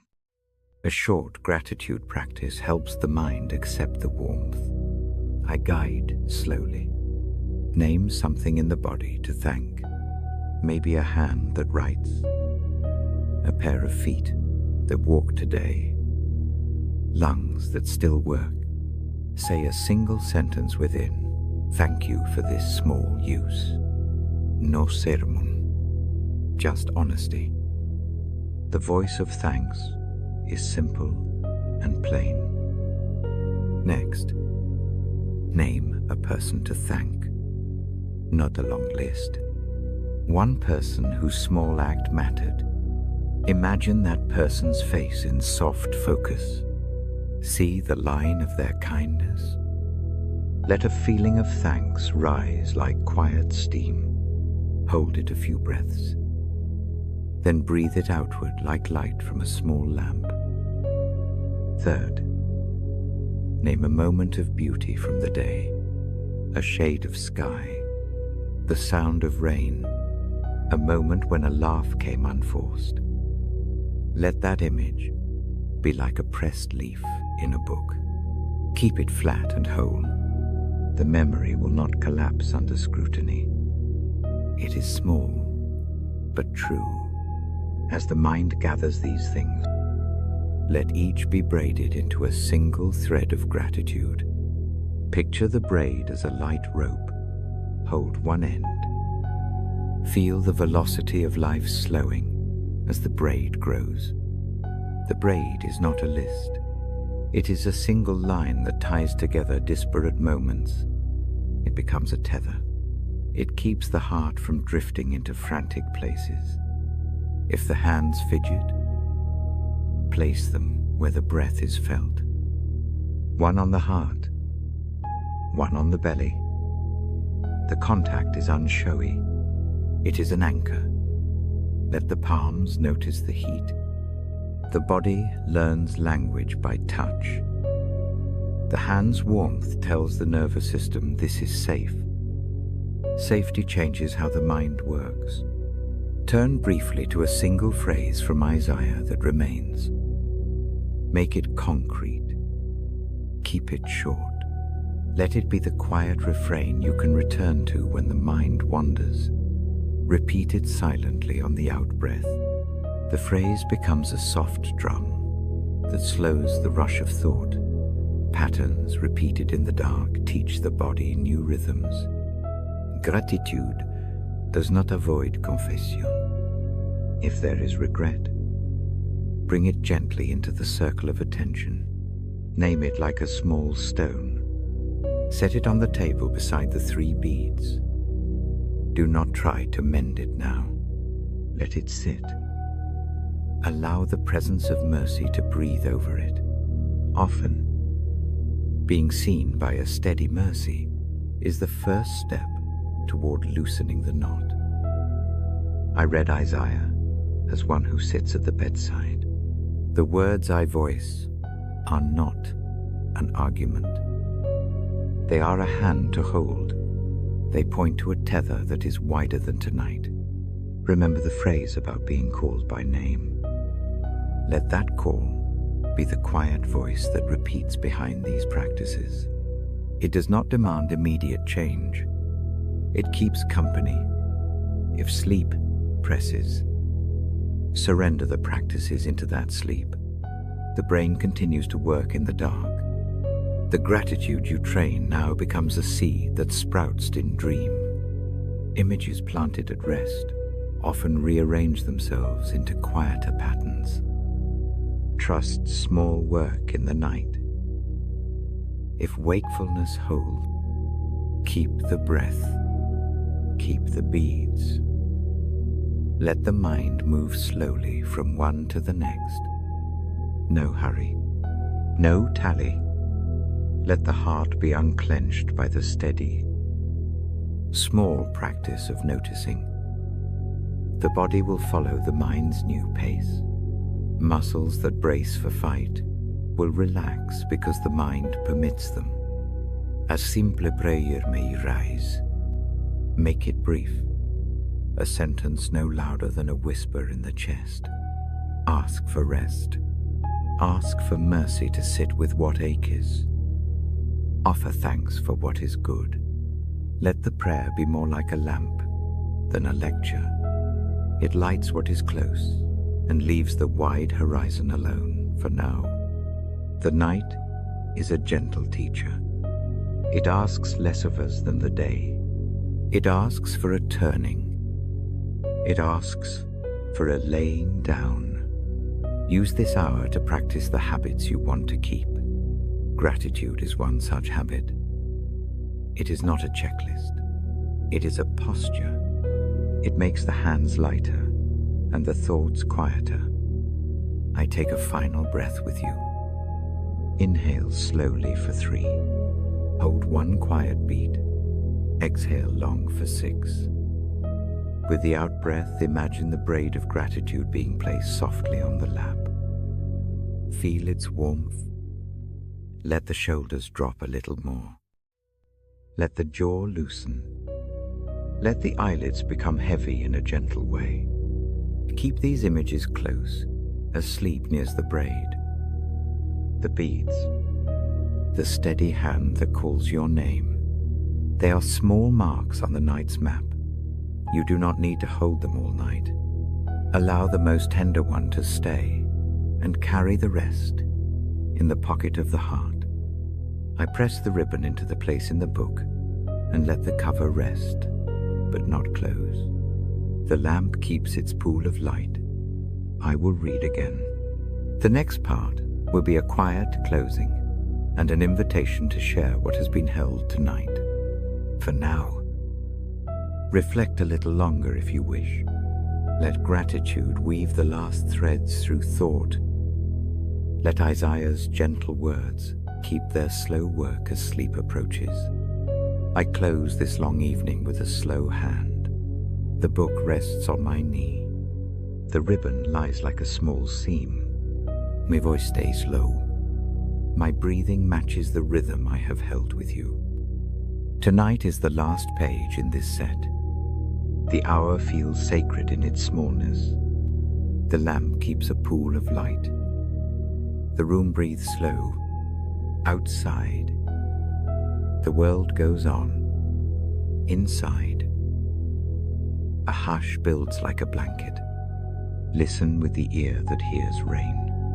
Let each sound be part of the room. A distant quart, the turning of a clock, the quiet of curtains, They do not press.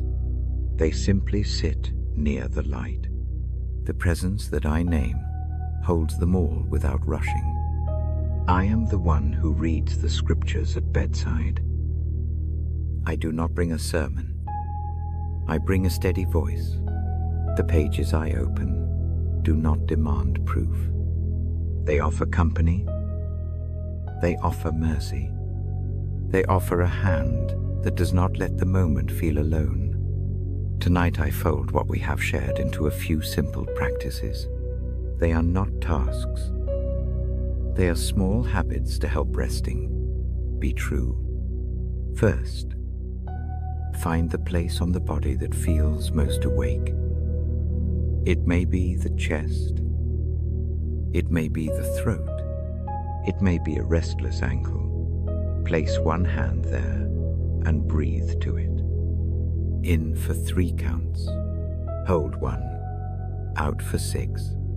Let the longer exhale be an act of release. Do this 3 times. Each out-breath loosens a small knot. Second, name one small truth. Keep it short. Say it silently. You are seen. You are held. Mercy is near. Let the phrase be a hinge that opens the mind away from worry.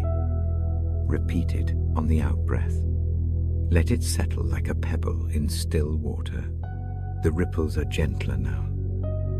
Third, imagine one light in the room. It can be a candle, a lamp, a distance star.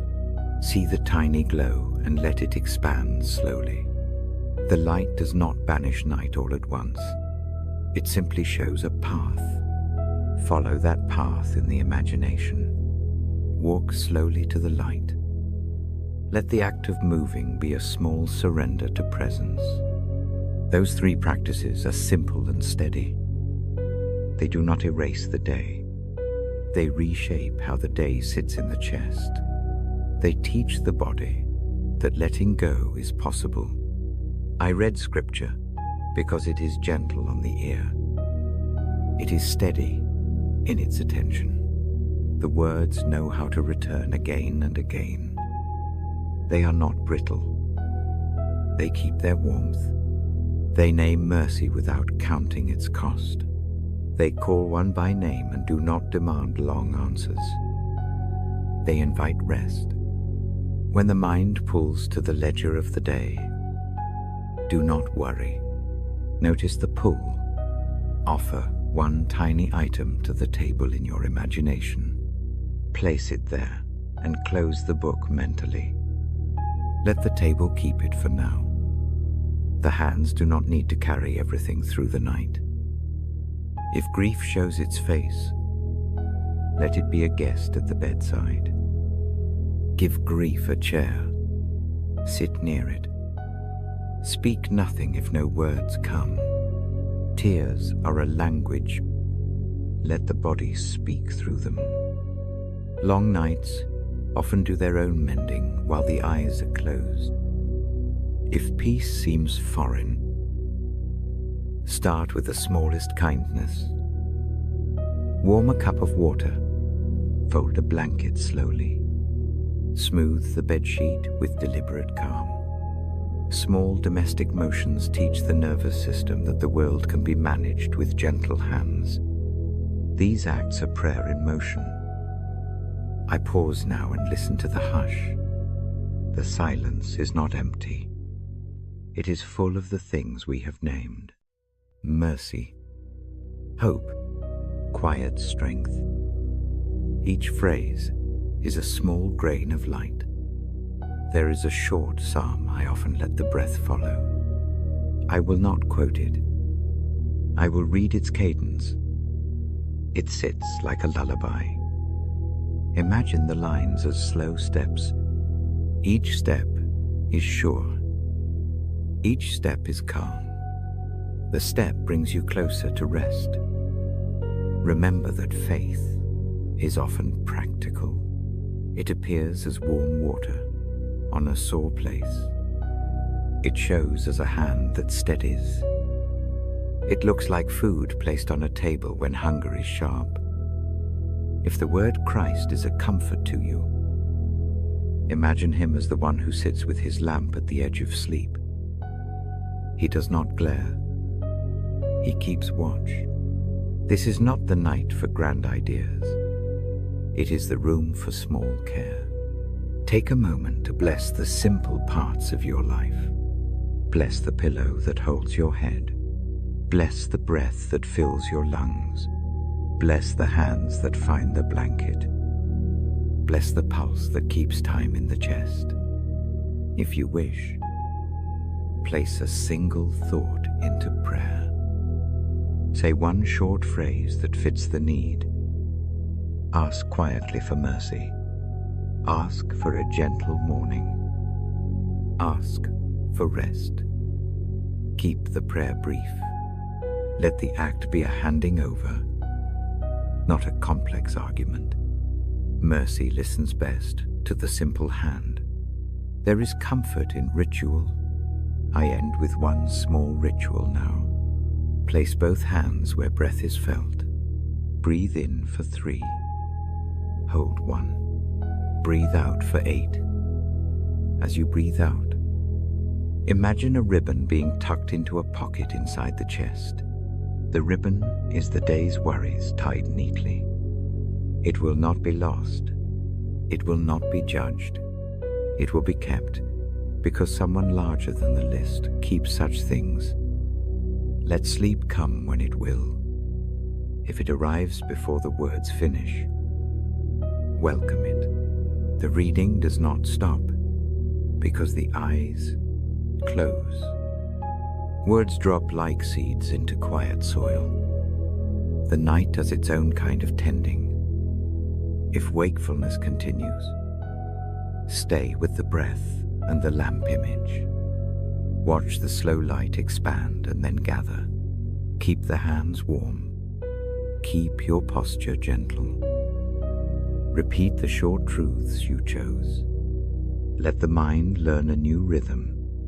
Patience trains the body to let the night do its work. I hold the book closed now for a moment. The cover is familiar under my hand. The ribbon keeps the place. The lamp keeps its glow. The hush deepens. Before I leave, I whisper a quiet benediction into the room. May mercy find the places that ache. May hope rest like a small flame in the chest. May peace be a quiet ruler in the house of your body.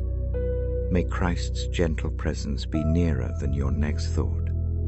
There is one final invitation I place in the silence. When you wake, or when the day brings someone near whose night is hard, share this peace, not with sermon, not with argument. Share with a hand on their shoulder. Share with a listening ear. Share with a small cup of water or a warm blanket. Let the mercy you receive be given away in small, steady acts. Peace multiplies that way. A lamp left at a window calls another lamp to be lit. A soft word given in the dark becomes an echo that warms another heart. When the burden is set down in one room, the neighbor's load lightens a little. The story of mercy spreads by simple giving. I will come back to this chair and this lamp. The book will open again. My voice will keep the same steady pace. The promise does not end with this night. It continues in small acts of care. Remember the simple patterns. Breathe gently. Name one small truth. Place worries on a table in the mind. Let light grow slowly. For now, let the eyelids fall if that feels safe. If not, keep them soft and lowered. Keep the hand where the breath is easiest. Let the body do its quiet work. Let the night gather its stitches. I close the Bible with care. The ribbon stays where the page rests. I put a hand on the cover for a beat. It is a small benediction. The lamp dims a fraction and continues to keep watch. Go now into the night with this peace. Carry it with a slow step. Share it when you can. Sleep if you will. Wake in time if you must. The mercy that has kept you tonight will keep you again. The singing of small lights will continue in rooms and hearts. Be gentle with yourself. Be gentle with others. Good night. The world outside is fading into stillness. The rush, the noise, the endless demands of the day all slowly drift away. And now, in this quiet hour, you are invited to something holy, to rest in the calm of God's presence. Take a slow, deep breath. Feel your chest rise and fall. The air is cool and gentle, the light dim and soft. You don't have to do anything but be here, right here, in this moment, where God is already waiting. He knows the thoughts you've carried all day. He knows the weight that's been pressing on your heart. And yet, He offers peace, not a temporary escape, but a lasting calm that settles deep within. Let it fill you now. Each breath draws you closer to stillness. Each moment reminds you that peace isn't something you must find. It's someone you can rest in. God's presence is here steady, faithful, tender. So let go. Let the day end. Let your soul breathe again. And as you rest in Him, may your heart rediscover the calm it was made for. If these words bring peace to your spirit, please subscribe and share this space a quiet refuge, where together we rest, breathe, and find peace in His presence. I welcome you into this quiet space tonight. The light is soft. The room breathes slowly. A lamp casts a small pool of warmth. The world beyond the window fades to a hush. I sit with a Bible on my lap. The cover is worn at the edges. The pages are thin. A ribbon falls like a gentle marker. I hold it with care. I have come to read. I have come to keep watch with you for a little while. Settle where you are now. Allow the body to find a shape that feels safe. Rest the head. Loosen the shoulders. Let the hands fall heavy in the lap or by the sides. Notice the weight of the limbs. Let gravity do its quiet work. The chest moves in a steady rhythm. The breath is a simple tide. Follow it if it helps. Inhale calm. Exhale the day. No hurry is needed here. Time breathes slowly in this room. I speak in a low tone. The words are measured and plain. Each line comes like a small lamp. Listen, without trying to fix or understand everything. This time is not for solving. It is for receiving. It is for rest. The Bible rests open between us. Its pages have offered comfort for generations. Tonight, it offers the same. I do not demand answers. I offer presence. I hold the place as one who reads. You are invited to lean into the quiet. Let the eyelids soften. Let the jaw unclench. Soften the forehead. Feel the tiny muscles of the face relax. The shoulders fall away from the ears.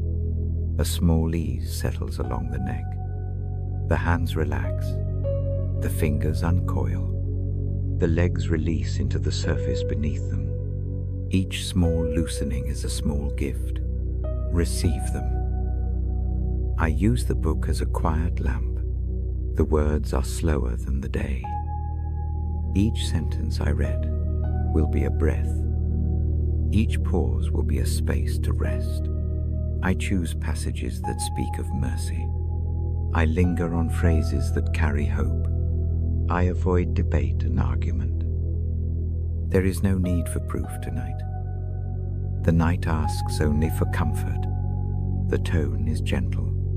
The message is simple. You are seen. You are held. There is mercy. There may be noise beyond these walls. A distant car. A clock. Wind at the window. Let them be part of the night. They do not disturb the heart that seeks rest. Allow the sounds to weave into the background. They are small now. They are not the whole story. The presence that the words point toward is steady. It does not hurry. It does not leave. Breathe with me for a moment. Breathe in for 4 counts. Hold 1 quiet beat. Breathe out for 6. Feel that rhythm. Slow and steady. The body follows. The pulse slows. Thoughts unclench at the edges. If the mind wanders, that is natural. Notice the drift without judgment. Gently bring attention back. Return to the breath. Return to the sound of my voice as it becomes a steady harbor. Tonight we come with honest things. There may be fatigue. There may be grief. There may be quiet unrest. Bring these things to the space between the pages. You do not have to fix them. You do not have to explain them. Let them sit where they are and receive what mercy comes.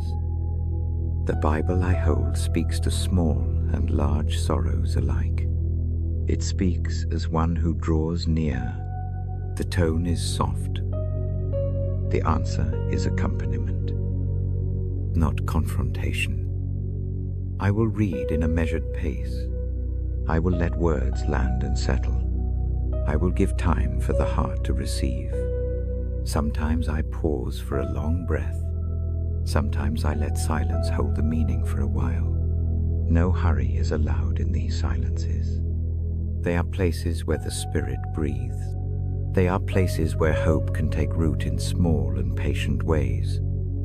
If tears come, let them come. If a quiet smile rises, hold it.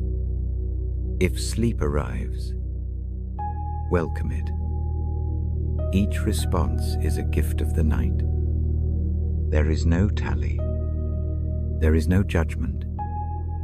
Mercy is not measured by the size of the feeling. Mercy meets what is present. Love reaches into the ordinary. Hope settles in the small places where courage is needed. I imagine the room like a chapel made small. The furniture becomes pews. The lamp becomes a candle. The Bible becomes a simple book opened in the center. We gather not in ceremony, but in comfort. I read from this place of care. The language is plain. The images are gentle. Think of a river that flows slow and cool. Think of a hand that steadies when the footing is uncertain. These images are not distant ideas. They are small, reachable visions of mercy.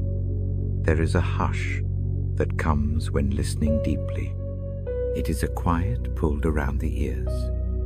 Notes of the world fall away. Noise becomes a soft background wash. In that hush, words have room to breathe. They enter softly and take up space. Allow this hush to gather now. Let it be a cloak. Let it hold whatever you carry. I keep the reading free of heavy argument. The aim is solace. The aim is assurance. The tone is like a bedside manner. It soothes.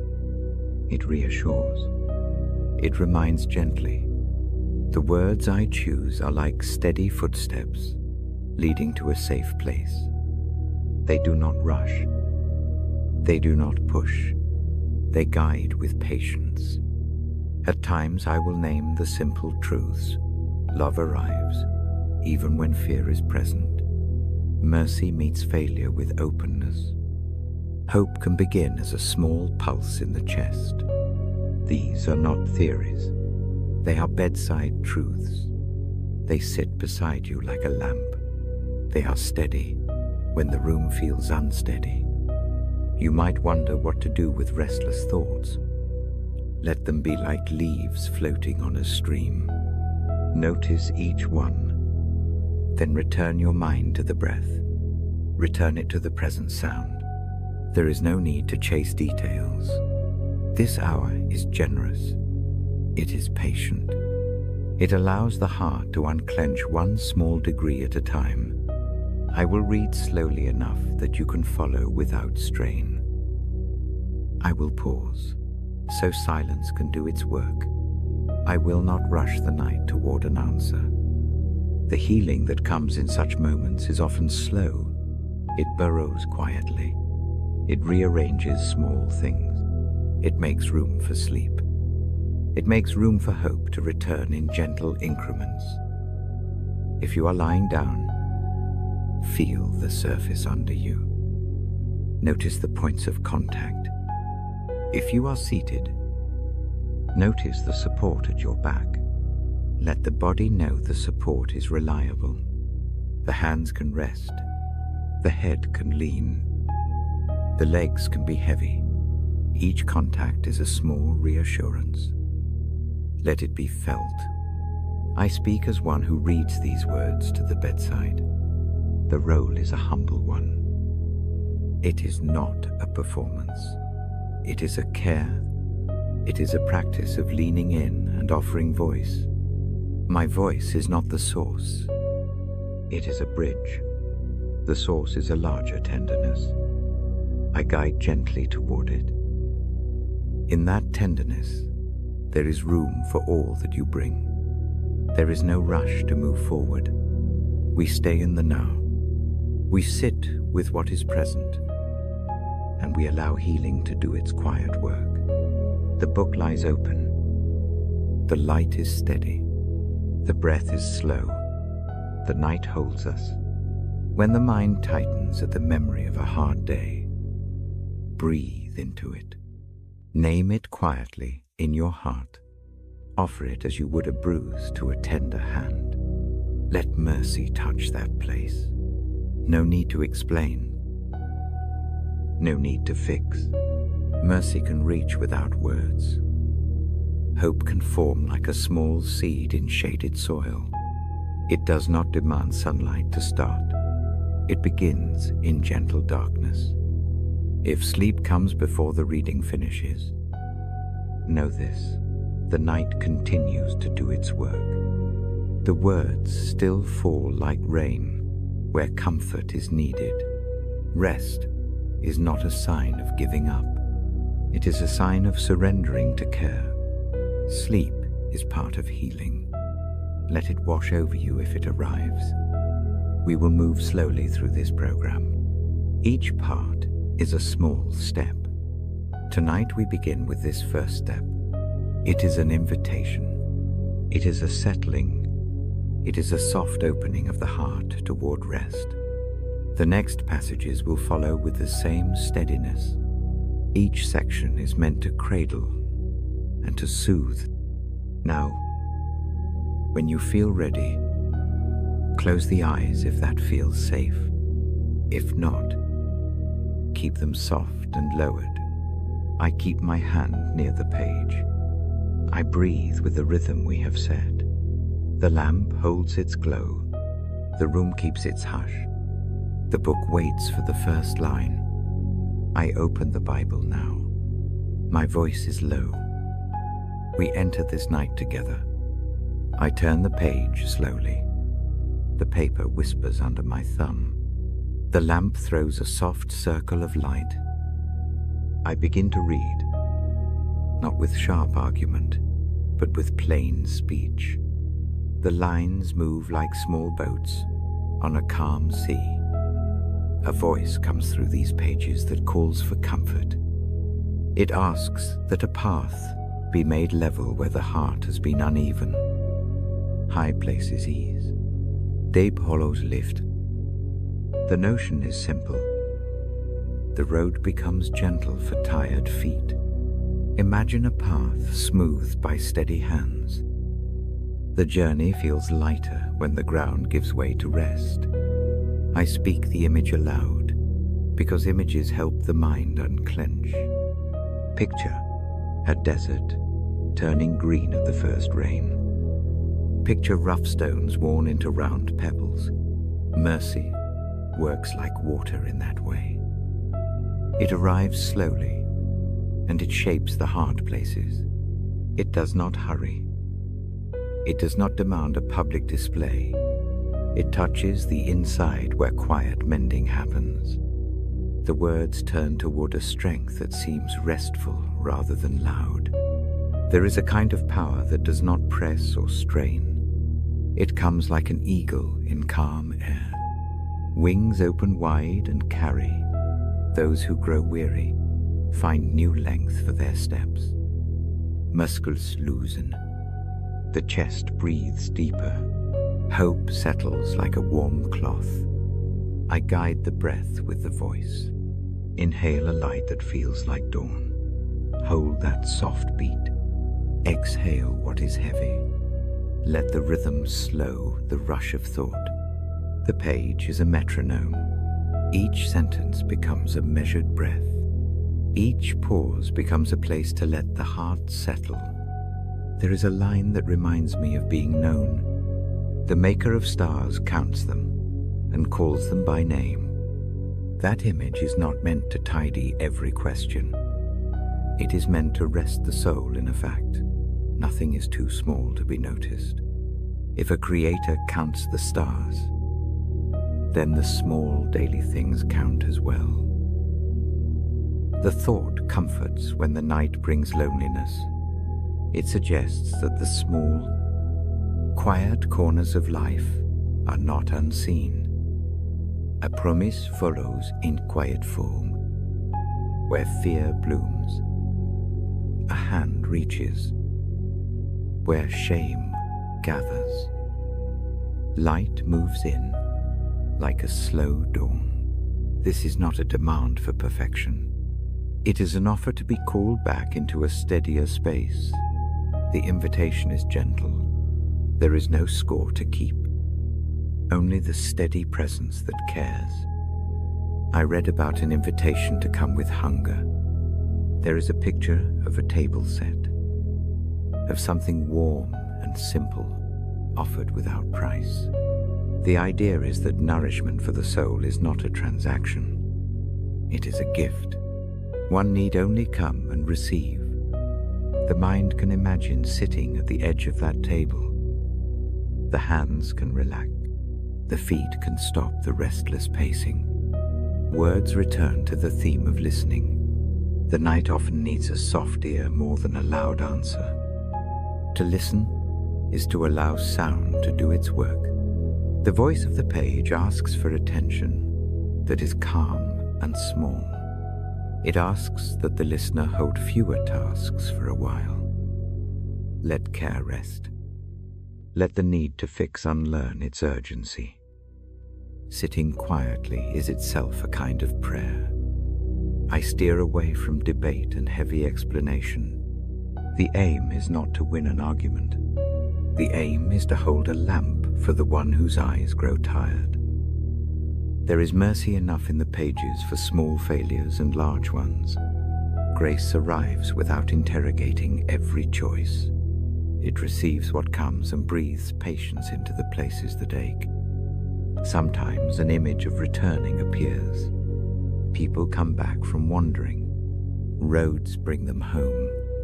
This return is gentle. It is not a fireworks moment. It feels like a key sliding into a familiar lock. The body exhales. The shoulders drop. The heart unclenches with a tiny, relieved sound. Home is a simple word in the quiet. It holds rest without too much explanation. I let silence come long enough to mean something. Silence is not empty. It is fertile ground. In that quiet, the images I have read take root. A seed of peace presses against the dark soil and waits. Growth often begins where lights are low. Hope can start as a whisper and then tilt toward morning. The book speaks of words that do what they intend, like rain that soaks the earth. These words do not return void. Think of a small act of kindness that seems to vanish into the day. Later, it becomes a river for another life. A single sentence offered in patience can be the root of calm.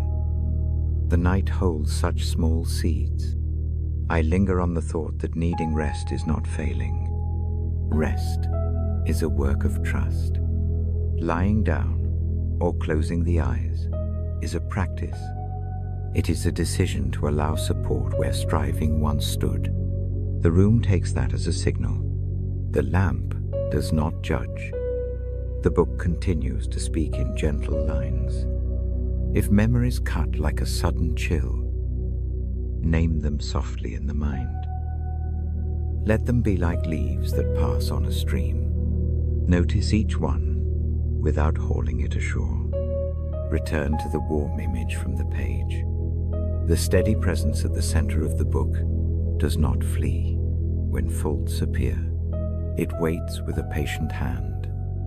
I read of the one who calls by name and claims without shame. The language is careful and tender. It does not shout from a distance. It bends down close. That bending is the most human sort of mercy. It meets the small of the back, where burdens press, and says, with no harshness, "Come." The voice is reliable. It does not vanish when the world grows loud. There are plain commands in the text, but they are soft. They invite rather than coerce. Come. Seek. Listen. The tone is like a parent at the bedside, not a lectern. The words do not aim to fix all wrongs in a single night. They ask for small, steady responses. Turn the attention toward what steadies. Drink from what is offered. Let the mind be shaped by gentleness. As I read, images of creation return. Seas and skies are not indifferent. They are ordered with care. That order suggests a mind that keeps watch. If the world is tended, then the small human story is included. In that keeping, the thought comforts like a warm blanket placed over shoulders that tremble. I slow the syllables even more now. Each one becomes a small bell. Each bell calls the attention back to the present moment. The lamp seems to listen as well. The room grows deeper in hush. Breathing lengthens. If sleep comes, I will lower my voice and let the pages keep murmuring. If eyes stay open, I will continue to hold the lamp and read at the same slow pace. Either way, the night is working. Mercy is doing its quiet work, whether waking or sleeping. Before I close this part, I fold the thought of hope like a small cloth and place it where it can be found in the dark. It is not a promise that removes struggle immediately. It is a steady truth that the past does not have the final word. Newness can begin in a single, patient breath. I mark the page with the ribbon. The place rests. The lamp does not go out. I ease the book closed enough to keep the night from feeling bare. There is calm in this careful pause. I will return with the next section. when you are ready. For now, let the hush do its work. Let the breath lengthen. Let mercy sit beside the heart and hold it until morning comes. I turn the page and let the light rest on the letters. The paper is warm from my hand. The room keeps its hush. Tonight the passage leans toward an invitation. It reads like a small, careful knocking at the door. The knocking is gentle. The tone asks for a moment of reason, a moment of honest looking. It does not demand. It invites. A simple image comes first. Imagine a garment that has taken on the day. Stains press into the weave. The fabric holds the history of long hours. Bring that image close. Now imagine a basin of warm water. Not hot, just warm enough to loosen the edges of fatigue. A hand moves in circles. The stains begin to lift. That movement is like the offer before us, a chance to cleanse without shame. The work is not performed by harsh judgment. It happens by steady care. The idea of reasoning together feels tender in the dark. Reason here is not a lecture. It is a conversation. A voice bends down to listen and to speak without hurry. It says, "Come and let us look at this together." The words open a small space where truth can be named and met with mercy. In that space, mistakes do not become anchors. They become things that can be cleaned and set aside. I imagine the dirt turning pale and floating away. Tiny flakes drift like pale feathers. The motion is slow. The basin catches what dissolves. The hands rinse and lift. The cloth emerges lighter. The heart can imagine the same process. Worry and regret loosen under gentle tending. That loosening does not erase memory, but it eases the weight. Breathing helps the mind follow the image. Breathe in slowly for 4 counts. Hold a soft beat. Breathe out for 6 counts. Repeat this pattern a few times. Each exhale lets a small grain of worry loosen its hold. The rhythm matches the washing hands. In, hold, out. The pattern steadies the mind, the way a steady hand steadies fabric. There is also a picture of color changing. Once, dark places become pale and clean. The change is not sudden like a flame. It is slow like dawn. A pale blue tilts toward morning. The thought comforts because newness sometimes arrives quietly. It does not always announce itself. It appears gradually. An honest shift that is easy to miss unless the eye rests. This invitation to cleanse carries a gentle assurance. If the night brings regret, it is welcome here. If there is a secret that presses, it is welcome too. The welcome is not a curtain drawn shut over fault. It is a hand that receives the burden and holds it with care. Imagine placing a heavy sack on a table. The shoulders relax immediately. The weight is not gone, but the body is relieved by the rest. That table is steady. The hands of mercy stand ready. As I read, the thought of reasoning together feels like company beside a fire. 2 people bend their heads over a map. They point out the paths with quiet voices. There is no scolding. There is only guidance. The map here is a small book that has been opened many times. Its lines are worn, but it still shows the way. The way leads back into steadiness. Failure appears in the pages. but it is met with an offered exchange. Imagine a soiled sleeve traded for a clean one. The trade is not a bargain where worth is measured. It is a giving of what heals. The gesture removes the label of unworthiness. It allows the body to feel warmth again. In that exchange is an invitation to stand differently. Shoulders flatten. The chest breathes easier. I slow the syllables so the ear can catch the weight of each word. The lamp makes a small circle on the page. Outside, night holds its own breath. Inside, this small act of reading becomes an offering. The voice here is calm and steady. Each sentence is a place to rest. Each pause is a space for the heart to settle. The text I read does not press for a long confession. It asks for an honest look.